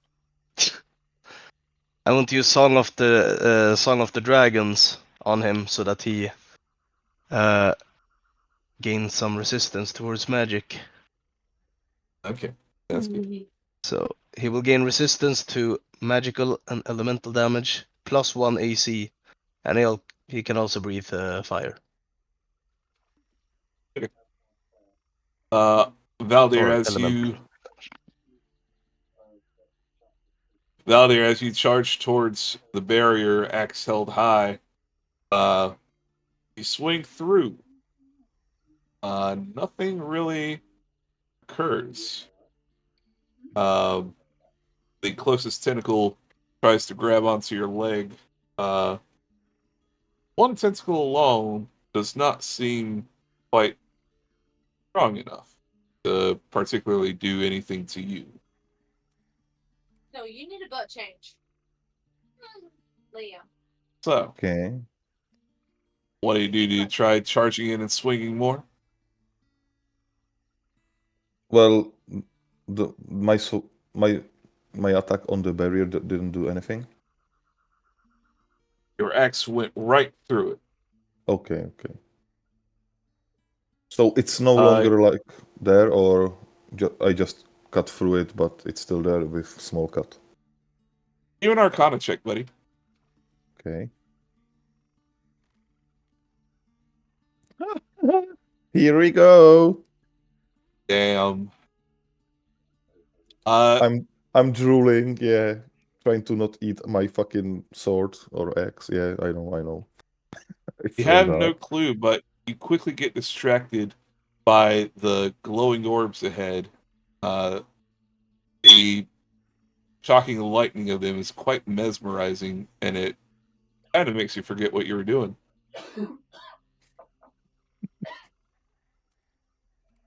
Okay, then I'll guess I'll try to pull one of the levers. I'll ask the group which one should I pull.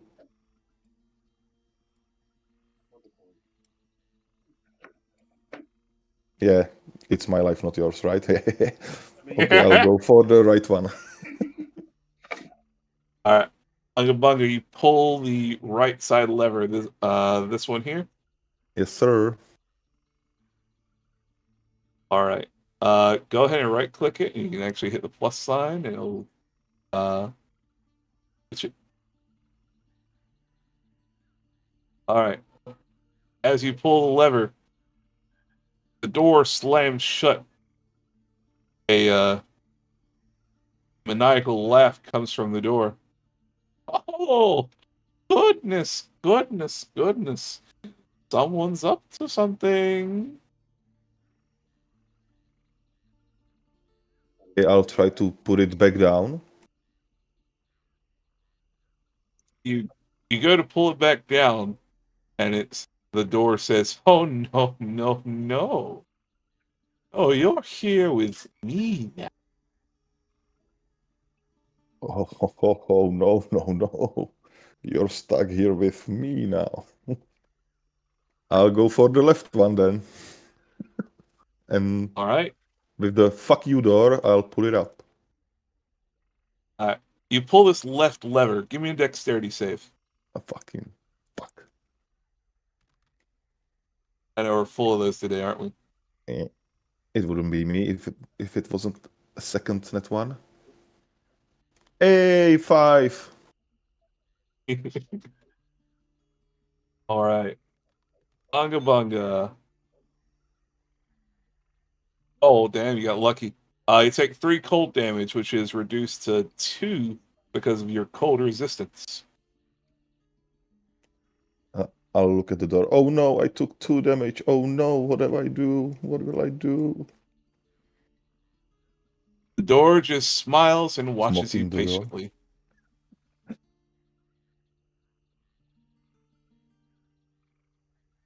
All right, so this lever is flipped up. It doesn't seem to have done anything while being flipped upwards. What do you do?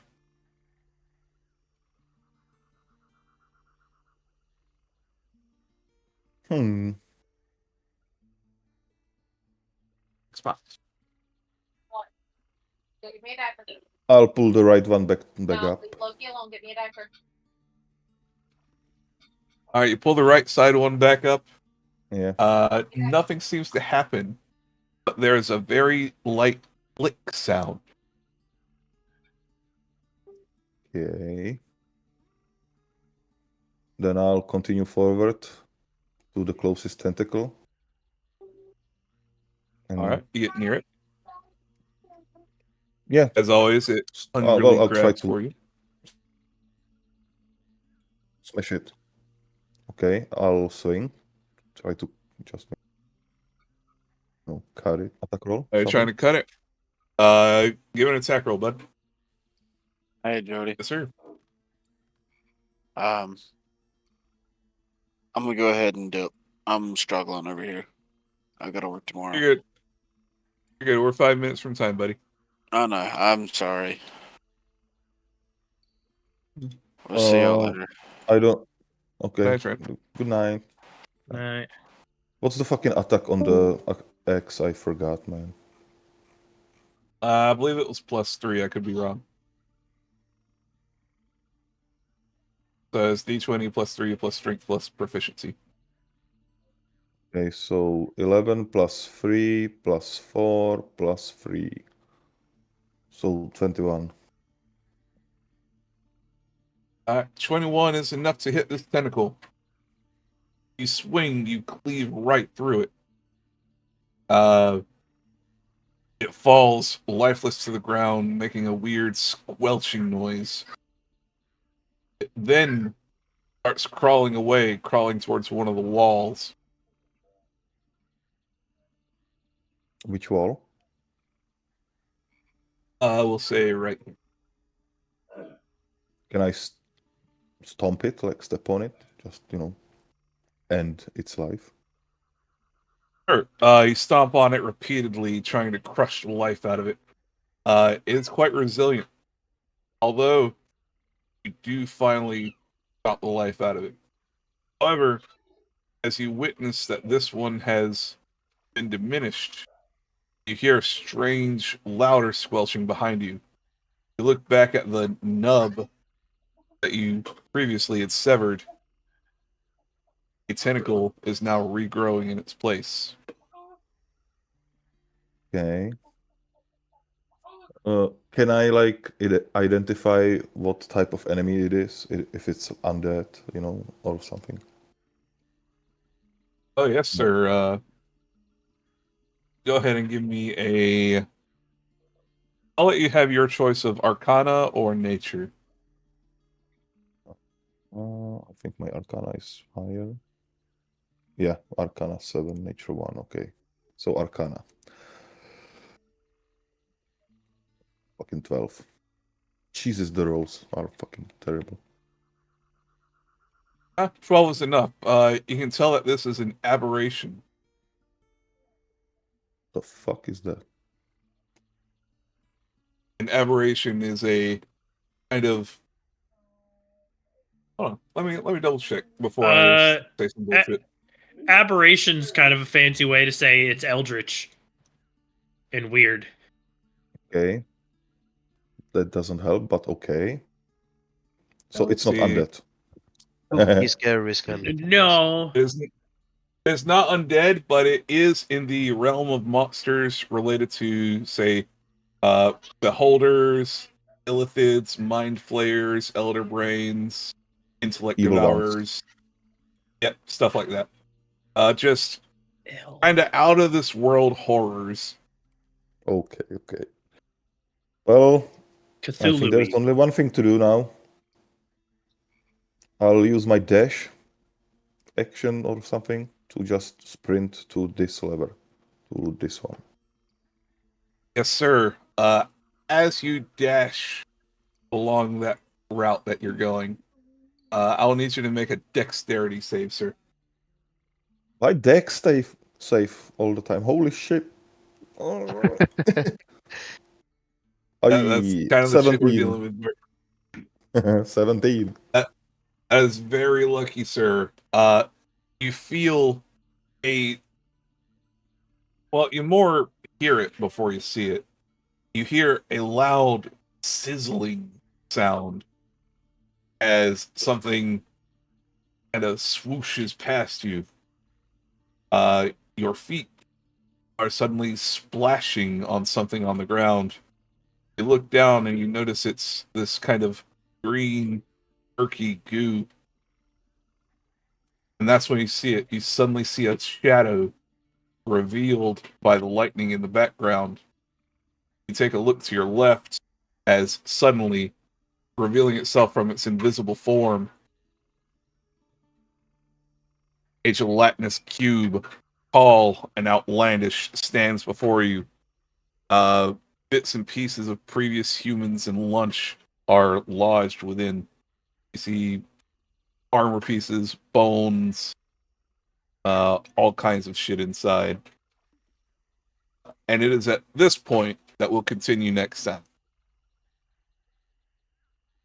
Oh, and by the way, am I stuck at this spot or did I make it to the lever? Lever. We can say you made it to the lever since you saved on your deck save. Okay. But we will leave off at that point next time. Or we'll leave off here and start there. All right. We'll leave Burr off. I hit it. Neither will I until the Sunday after that. But this Sunday I cannot. Good, understood.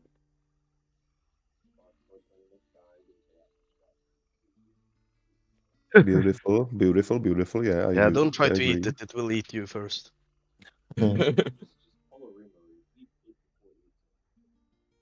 Hmm. But he is the slime. Or kind of gelatinous cube.